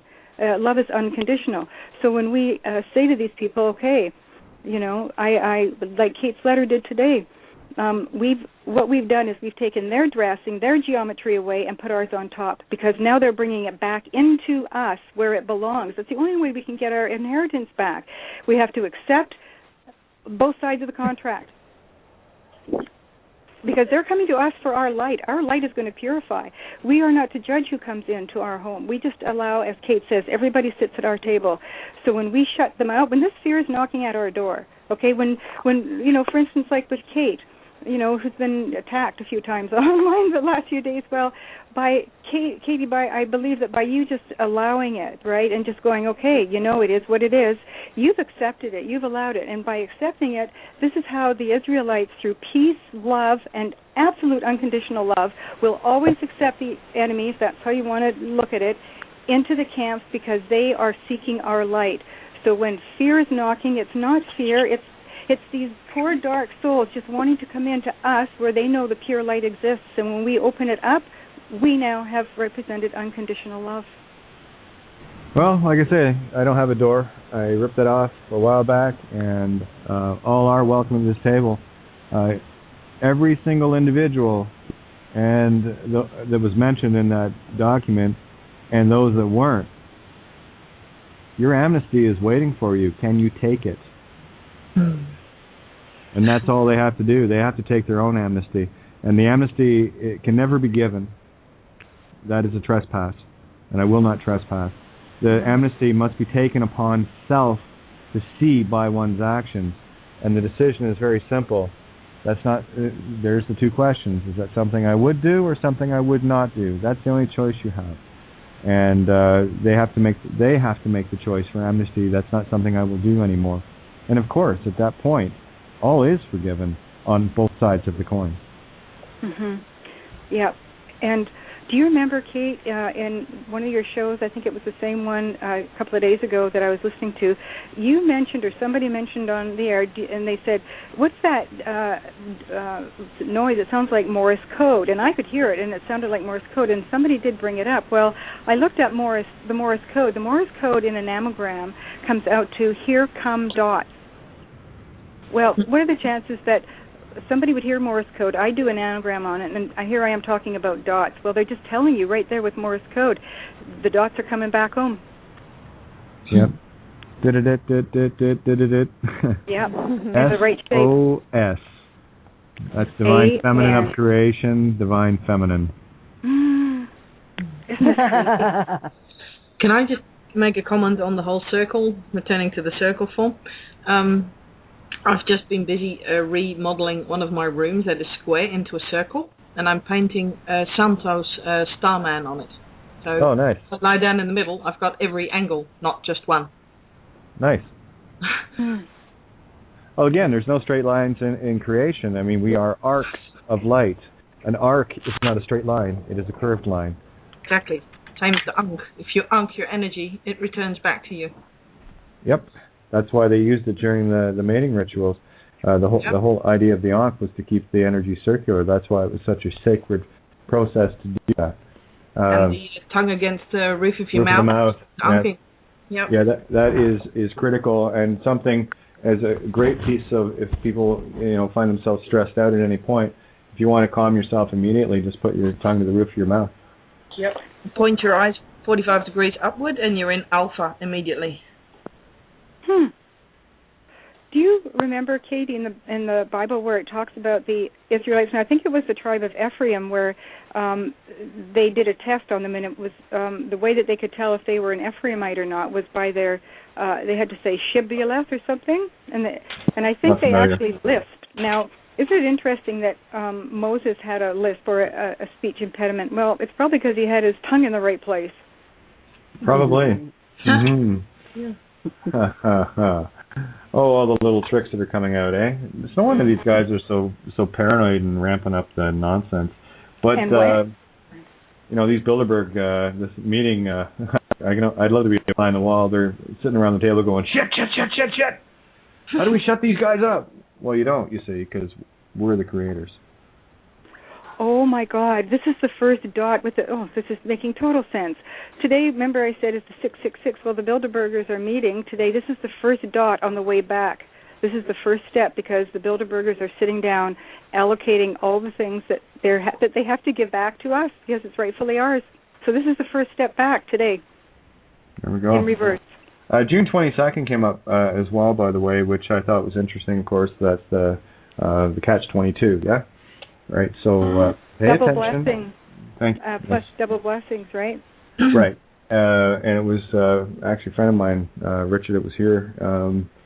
He had mentioned a show that he was watching, and on the wall, there was a calendar on the wall, of course. So they put the clues there. Can you see them? And he's got good eyes. He sees lots. And it was the calendar date, June 22nd, 2013. So... there you go. Just all the little pieces. Once you start seeing the yellow brick road, it gets to a point where you're astonished that you missed it. How the hell did I miss that? What was I smoking? Well, it wasn't cannabis. I'll tell you that much. It wasn't what you should have been. That's right. Yeah. I got 14 grams of it here. Oh, lucky you. I'm your new best friend. Yes, you are. Whether you know it or not. There you go. But again, have you seen the? Oh, sorry. No, go ahead. Have you seen the movie Cabin in the Woods? Oh, that's a great movie. I know it was the only thing to protect crazy allegory. Yeah, yep. That was funny. There's a lot of stuff like that. That movie's crazy. Oh, I love that movie. That's great. I really wanted to see that movie. Fantastic. All right. I knew I wanted to see it for a reason. My wife won't watch it. She's afraid of horror movies. Oh, it's not. It's more like allegories and weird stuff. It's not so much a horror movie. It's cool. I knew that. All right, good. So she'll watch it with me. So if she goes to bed watching that movie, she won't have nightmares. Oh no, I found it more as a comedy. Like really, well, maybe that's just the allegories I'm watching, going ha ha ha, good one. But yeah, right. There's one. They have the I guess the high school porn queen with the high school super jock. I loved how they wiped him out with a motorbike. That was funny as hell. Then there's I guess the average girl next door and the stoner, and who was the other one? There was one other one. Anyway, was the nerd or like the smart guy, the genius? The genius. Yeah, it had to have a good representation of humanity. But it was interesting that the watchers or the would-be masters that are playing this game are going, we can't get that guy. He's smoking pot. We can't break through, right? Wow. Yeah, that was the best. Yeah, I laughed. I said, "Yeah, shields up, Captain." And that's exactly what it does. I wouldn't do it. What's that? I wouldn't watch it. I watched that Cloud Atlas after so many in the chat room saying how good it was. I loved it. It was. I saw it twice. The allegories in that movie are I couldn't astonishing. handle the women hanging there and then being fed back to themselves. That whole idea. That's humanity. That's what you're dealing with. Well, I know, but I didn't want to see it. No, this is where we're at to try to wake the really sleepy ones up if they can see it. And the analogy or the allegory of that whole thing was, there's the birth certificate and the debt obligation portrayed in full living color. We are literally cannibalizing and feeding off ourselves. Yep. And the left-brain filmmakers can only use electricity to shock everybody, so it's shocking to wake up. Exactly. Go ahead.